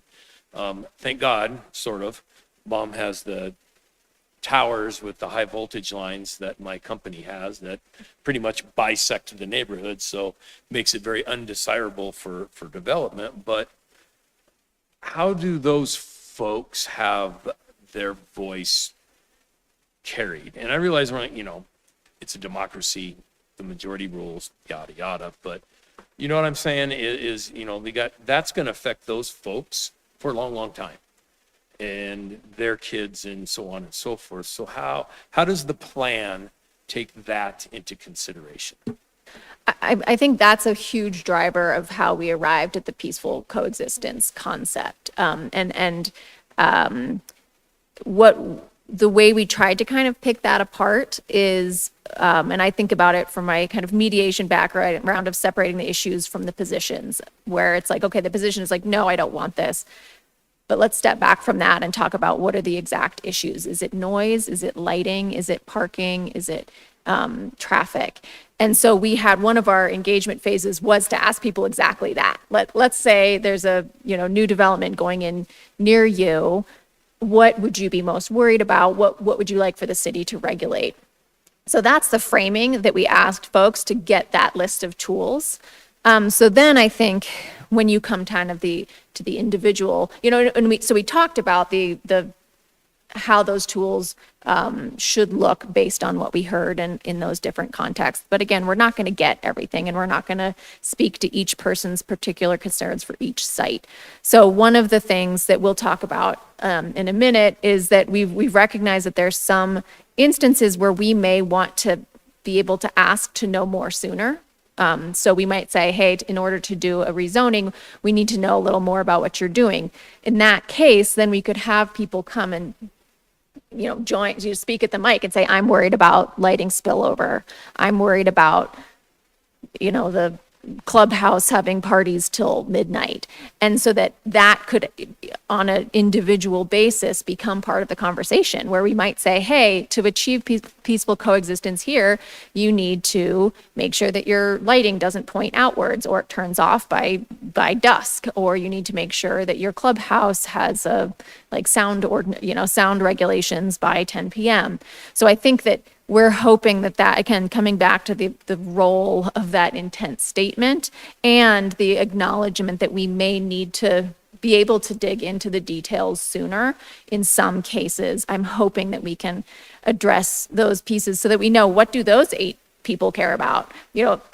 Someone might be not care at all about sound because they're a night owl. There's certain things. So I think there by leaving it a little open-ended, but having the intent, we don't add a bunch of extra regulations that might not be needed, but we still are providing those hooks so that we can have those conversations, including with the public. Thanks. Mm-hmm. Any other thoughts at this point? All right, well, I'll get back to my nemesis, the clicker here. Okay, so now we want to talk a little bit about implementing the city plan and code amendments. So under our strategy that I mentioned earlier of implementing the character and development vision, we have an action D1 shown here, which specifies that we need to update our regulations in order to bring this plan to life.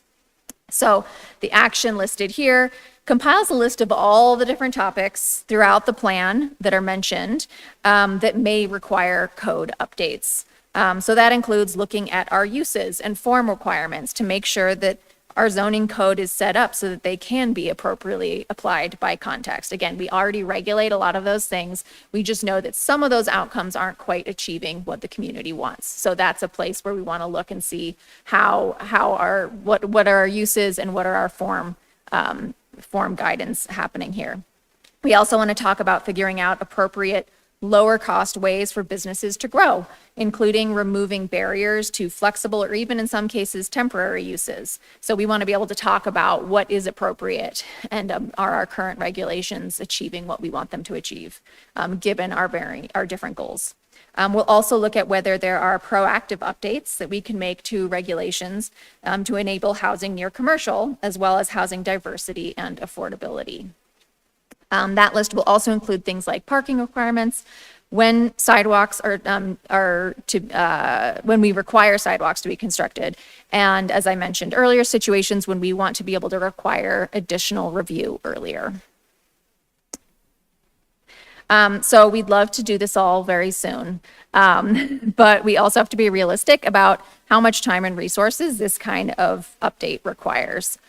So first, we want to focus on the quick wins. So these would be updates that we can make to the code in the near term that don't require a ton of analysis and like changing every page in the code.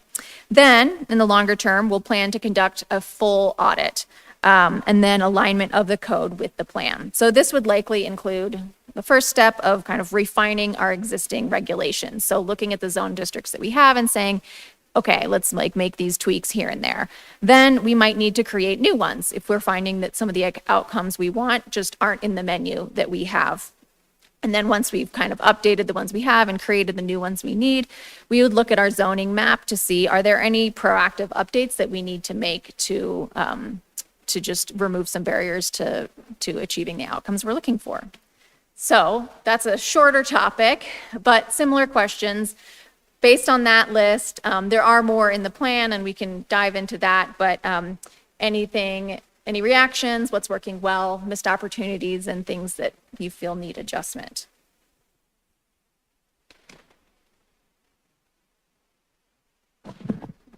I thought, yeah, it was kind of interesting. I mean, I will say, you know, I don't have much experience with this kind of effort. City plan, you know, comprehensive plans and this sort of thing. I'm relatively new to this space in terms of this work. And so I was kind of curious, like how far it went on explicit like recommendations. And, you know, there's not a ton, but then there's some that jump out. Like there's one about, you know, the fee in lieu, where, you know, you're reading through and you're like, oh, that's like pretty straightforward. Like the city should take a look at how that is being used by the developer in certain situations and this sort of thing. And, you know, I don't know if I have a lot of opinions about it, but I guess there were fewer of those kind of recommendations than maybe I was thinking. I don't know if that's a bad thing necessarily. I mean, the other thing that I thought was interesting was the like stormwater, I think it was talking about kind of exploring creating almost like a district or, you know, like an entity that doesn't exist that would fund updates to stormwater systems that aren't in play right now. And so, yeah, I don't know. I mean, I think, you know, you do wonder a little bit about how much of this is like pie in the sky and how much of this is going to, that we will see in the relatively near future, like, the plan will force revisions to the code and to things like that. And I guess I'm just wondering, in your opinion, is this on par with, you know, will we see a lot of change in the 3 to 5 year time frame as a result of the plan, or is it more about as new developments come, it's referencing this plan instead of the old one, and obviously that's the application? Or is it going to be a lot of like, the plan says we need to relook at this component of how things are done, and so we need to do that next year kind of thing? Well, so a couple reactions to that, and I also want to have Eric from CZB chime in, because one of the things that we went into this plan really wanting, and one of the reasons we selected CZB, is that we didn't want a long pie in the sky laundry list. That is what a lot of comprehensive plans are, and that just wasn't what we as a city thought was going to be useful to us. We wanted much more of a roadmap. So we've really tried to not have pie in the sky things in here, but it is a 15-year plan. So I think it's important to remember that time frame. A lot of we have at the end of chapter 5, the implementation chapter, we do have some timelines, and a lot starts in the 3 to 5 years. But you'll also notice that what's starting is a lot of like setting the groundwork. So it's establishing an ongoing CIP funding stream. You're not going to see anything on the ground. That's a huge change and one that we need, but that's not going to result in like things that you see. There are a lot of kind of chip away at it things with the mobility network. But again, it's each of those projects is a huge lift and very expensive. So you're not going to see big changes right away. I think one challenge, thinking about setting up our implementation program and continuing our community engagement through that, is we're going to have a lot of work with storytelling to say like, hey, you haven't seen anything happen on your street yet, but here's why. Here's what the city is doing. We're laying all this groundwork. So I think that you can expect a lot of this stuff to happen. There's nothing where I'm like, yeah, that's just fun vision because it's a nice thought. We really tried to cut that part out and just have it be actionable and realistic for Wheat Ridge. But there are, like I mentioned, a lot of mobility stuff in the CIP fund. We need to get that funding to see the stuff in the plan happen. So there are some front end hard conversations that we need to have. We'll probably need to figure out we'll need to like budget enough to hire a consultant to do a full audit of our zoning code and help us make those updates. That's not something that Stephanie can chip away on between rezoning cases. Like that's a really heavy lift. And so we are going to need to continue to have hard conversations to move that forward. But we really tried to right size this to getting the right list of stuff that is feasible. It's not way out there. Eric, do you have anything to add? And I'm going to go tell the computer not to read.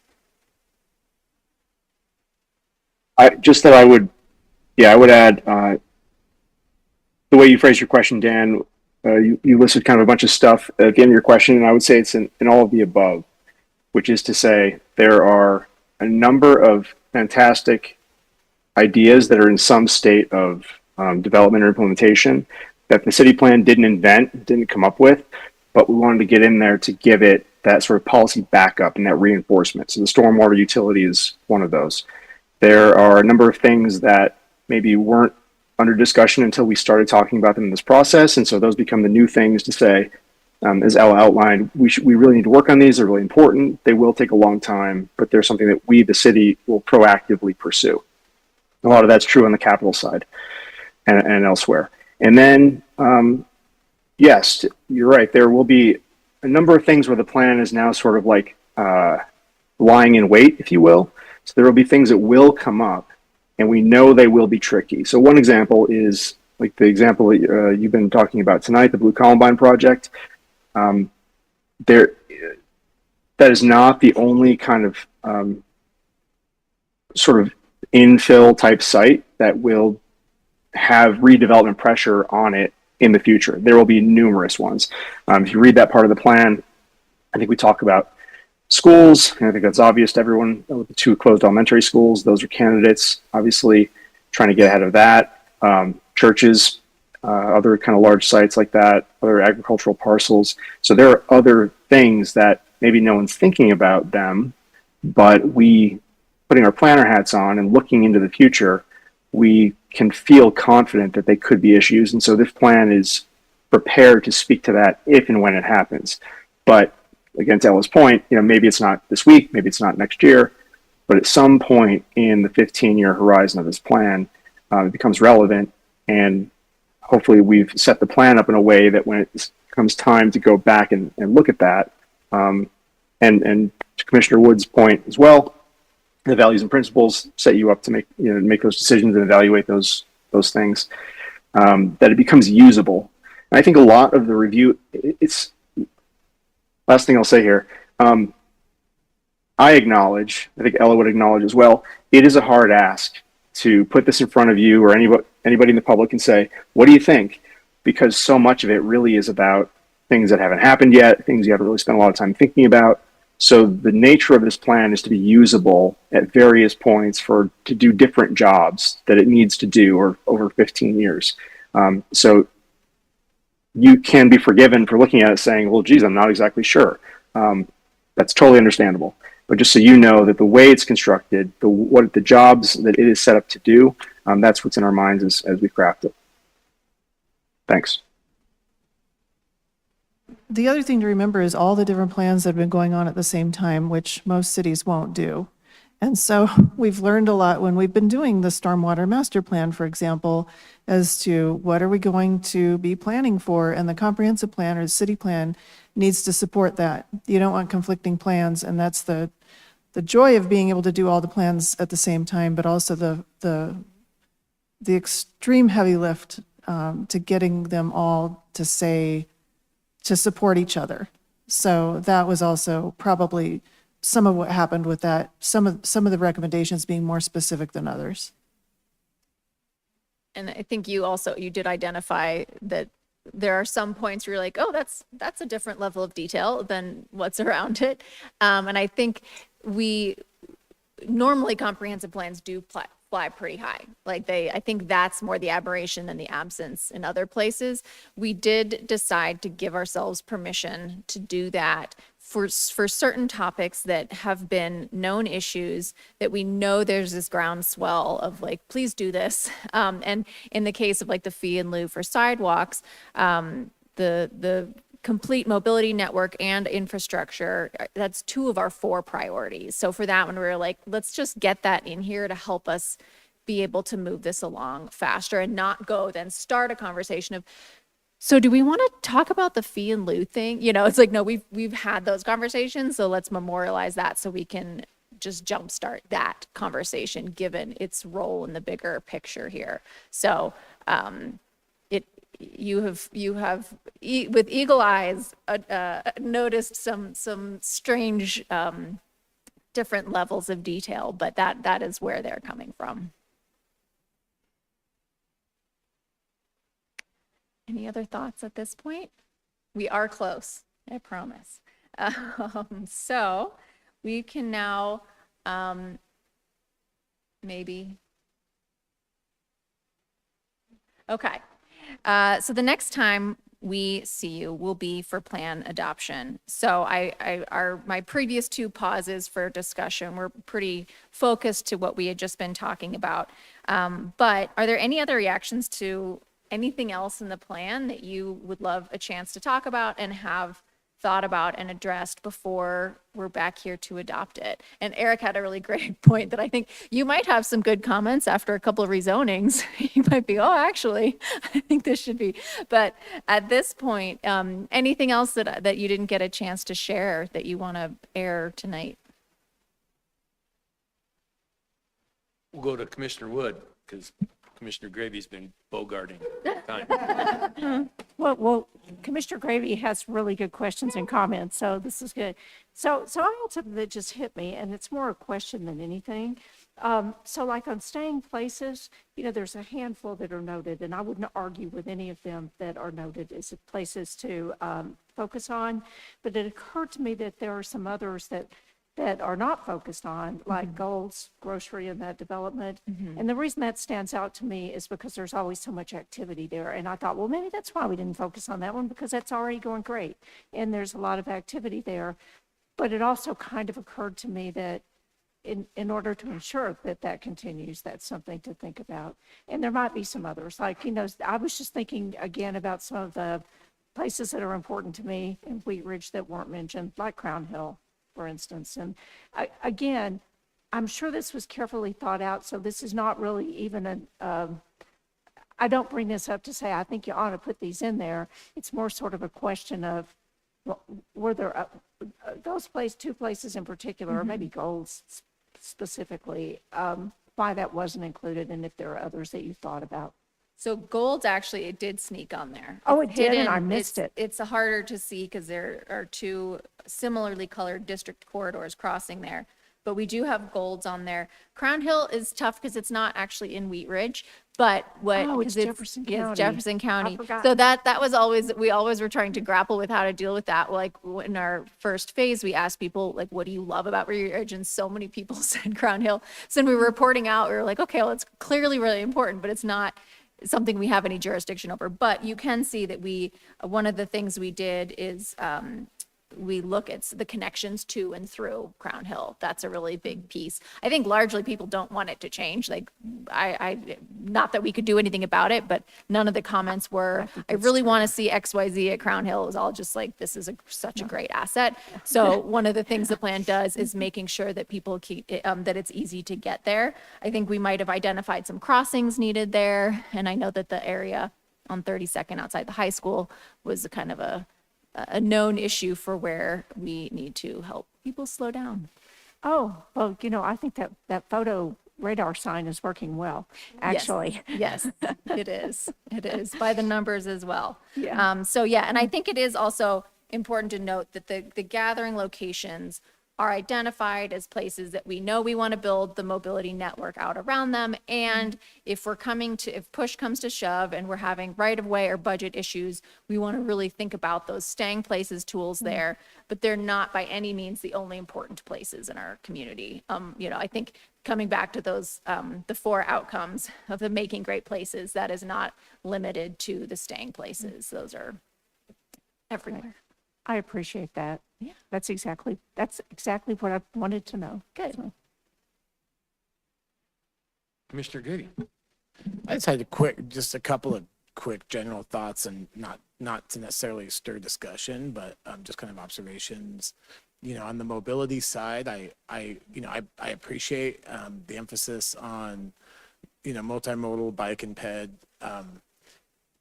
To some extent, I think some people might feel it's overemphasized a little bit because of the kind of existing ways that people get around, and that's not my perspective, but I can kind of see that being a reaction. I will say, in terms of like I forget exactly how they're phrased, but the they're like the dotted line bike options. There seems to be a little lack of a north-south identified, bike points in the southwest portion of the city.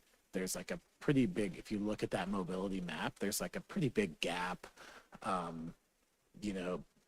between Parfait and something to the Balsam or something, like a pretty big, and I was just kind of wondering if you are someone by bike and you want this to guide options to navigate different parts of the city, it just seemed a little bit,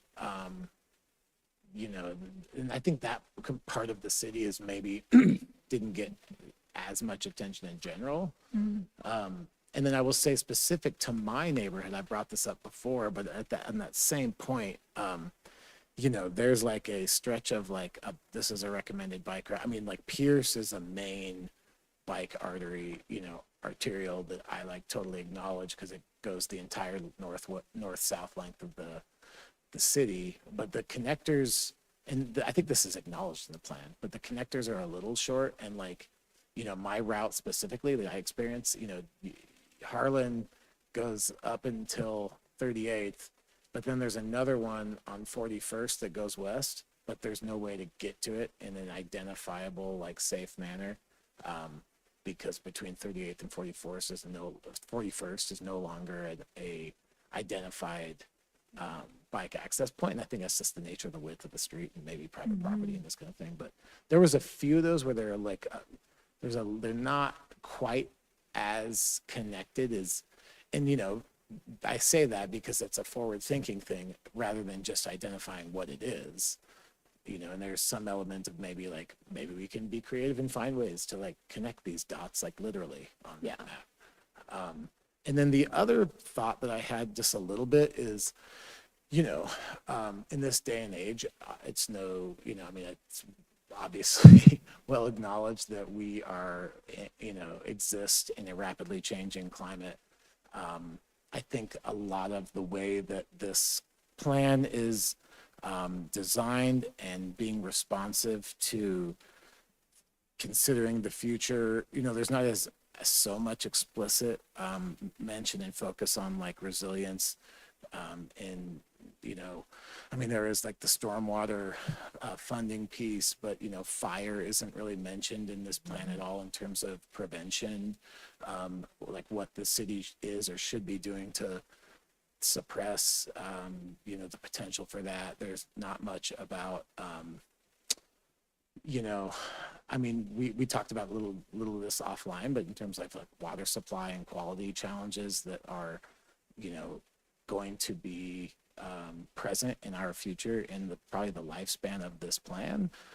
There's only so much we can do. And I mean, I'm not going to ramble forever on this stuff, but when you do a control F on it, you know, there's not as much mention of some of this. And again, that's because this is high level and it's not intended to, I don't know, I'm not saying there's an appropriate place, but I just feel like in this day and age, it's a really important lens to ensure that your long-term planning is acknowledging some parts of the future that are inherently different from our past in terms of risk and how we're preparing for that.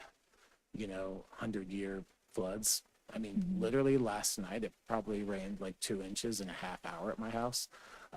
And, you know, and so like these things are going to be more frequent. And I just hope that there's been a concerted effort to acknowledge that changing reality. And I think there is, just because the plan is forward thinking and modern and, you know, adaptable in terms of how we're kind of addressing future build and stuff like that. But that was just another kind of general thought I had. And then I'll, you know, by the 22nd, I'll shoot you some more nitpicky stuff. But but I think it's really good and it's really exciting. So Just to address the wildfire, that's a really good point. And I've worked typically in cities that are full service cities, so we have our own fire, we have our own water and sewer. And, but I will tell you that we've been working alongside Jefferson County with their wildfire mitigation plan. I might have said that wrong, but you get the point. And our 2 fire districts that serve us, and they've been very much in tune with that too. So I just wanted to address that point because I know we're definitely working on that. And then with the water districts, I know that we have some expectation to probably have further conversations with them and Denver Water about, because we don't have any control over our water necessarily, but we can still have some input.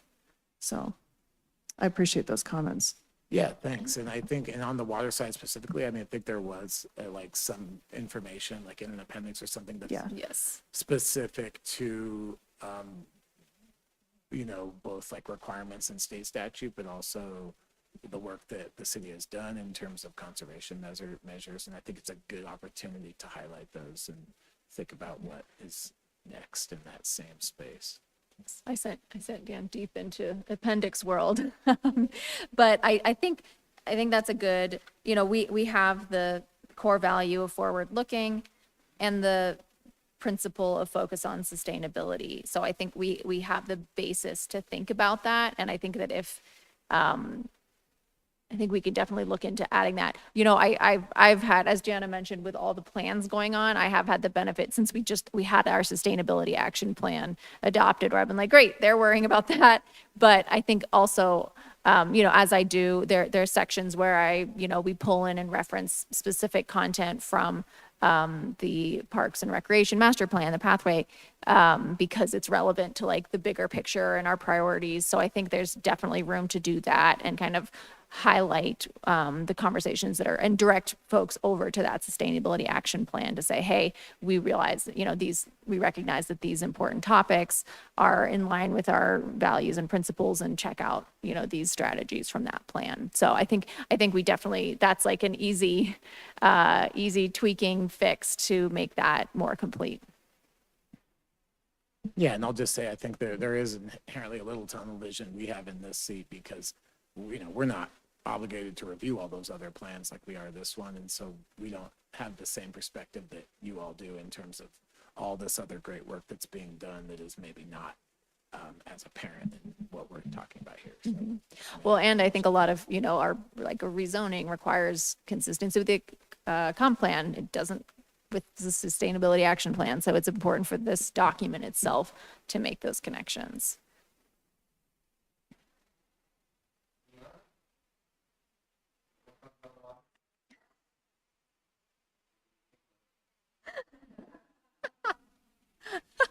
All right, well, I will wrap up with our next steps. So we are in our current, we're in the public review, and as I mentioned, it's got this meeting, another study session. We're open on with our online commentary through the 22nd. We also talked last week to the Wheat Ridge Idea Committee, the Inclusivity, Diversity, Equity, and Accessibility Committee, got some good feedback from them.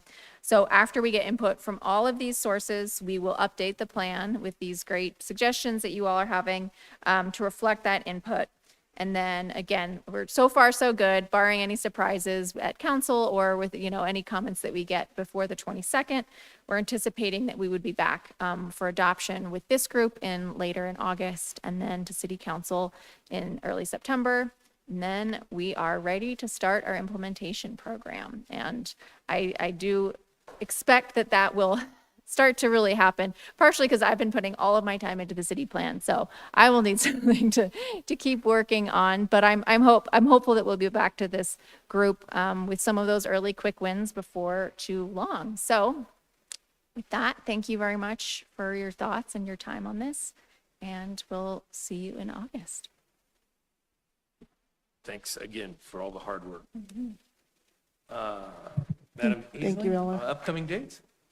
Yes, we do not expect to have a meeting on August 7th, but we may have a meeting. In fact, we're planning on having a meeting on August 21st. So mark it on your calendars. And then we will probably have at least one meeting in September, possibly two. We're starting to kind of get, all of our projects are coming to a head here as things happen, And then speaking of projects, I'll give you a couple of development updates. Some of the projects that will be starting construction soon, maybe not this week, but in the near future. At Clear Creek Crossing, we have Bonfire Burritos, the Home 2 Hotel, and then the Crossing Drive section, which is the Paseo. And in addition to that, we've got some townhomes at 3915 Upham, and also a 7 Brew Coffee on Wadsworth in front of the pickleball. So those are my updates for you. Thank you very much. Commissioner updates. Commissioner Woods. I really have no updates, other than it's great to be here. This is my third meeting. I'm learning it as I go. Thanks for your patience, everybody. Commissioner Quinones. Nothing for me. Commissioner Gravy, quick updates. I think I've used all of my my social capital tonight. No updates. Commissioner Holub, No updates. Commissioner Moore.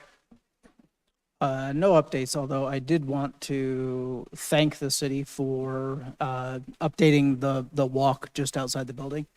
It has made my morning walks to drop my son off at daycare that much more smooth.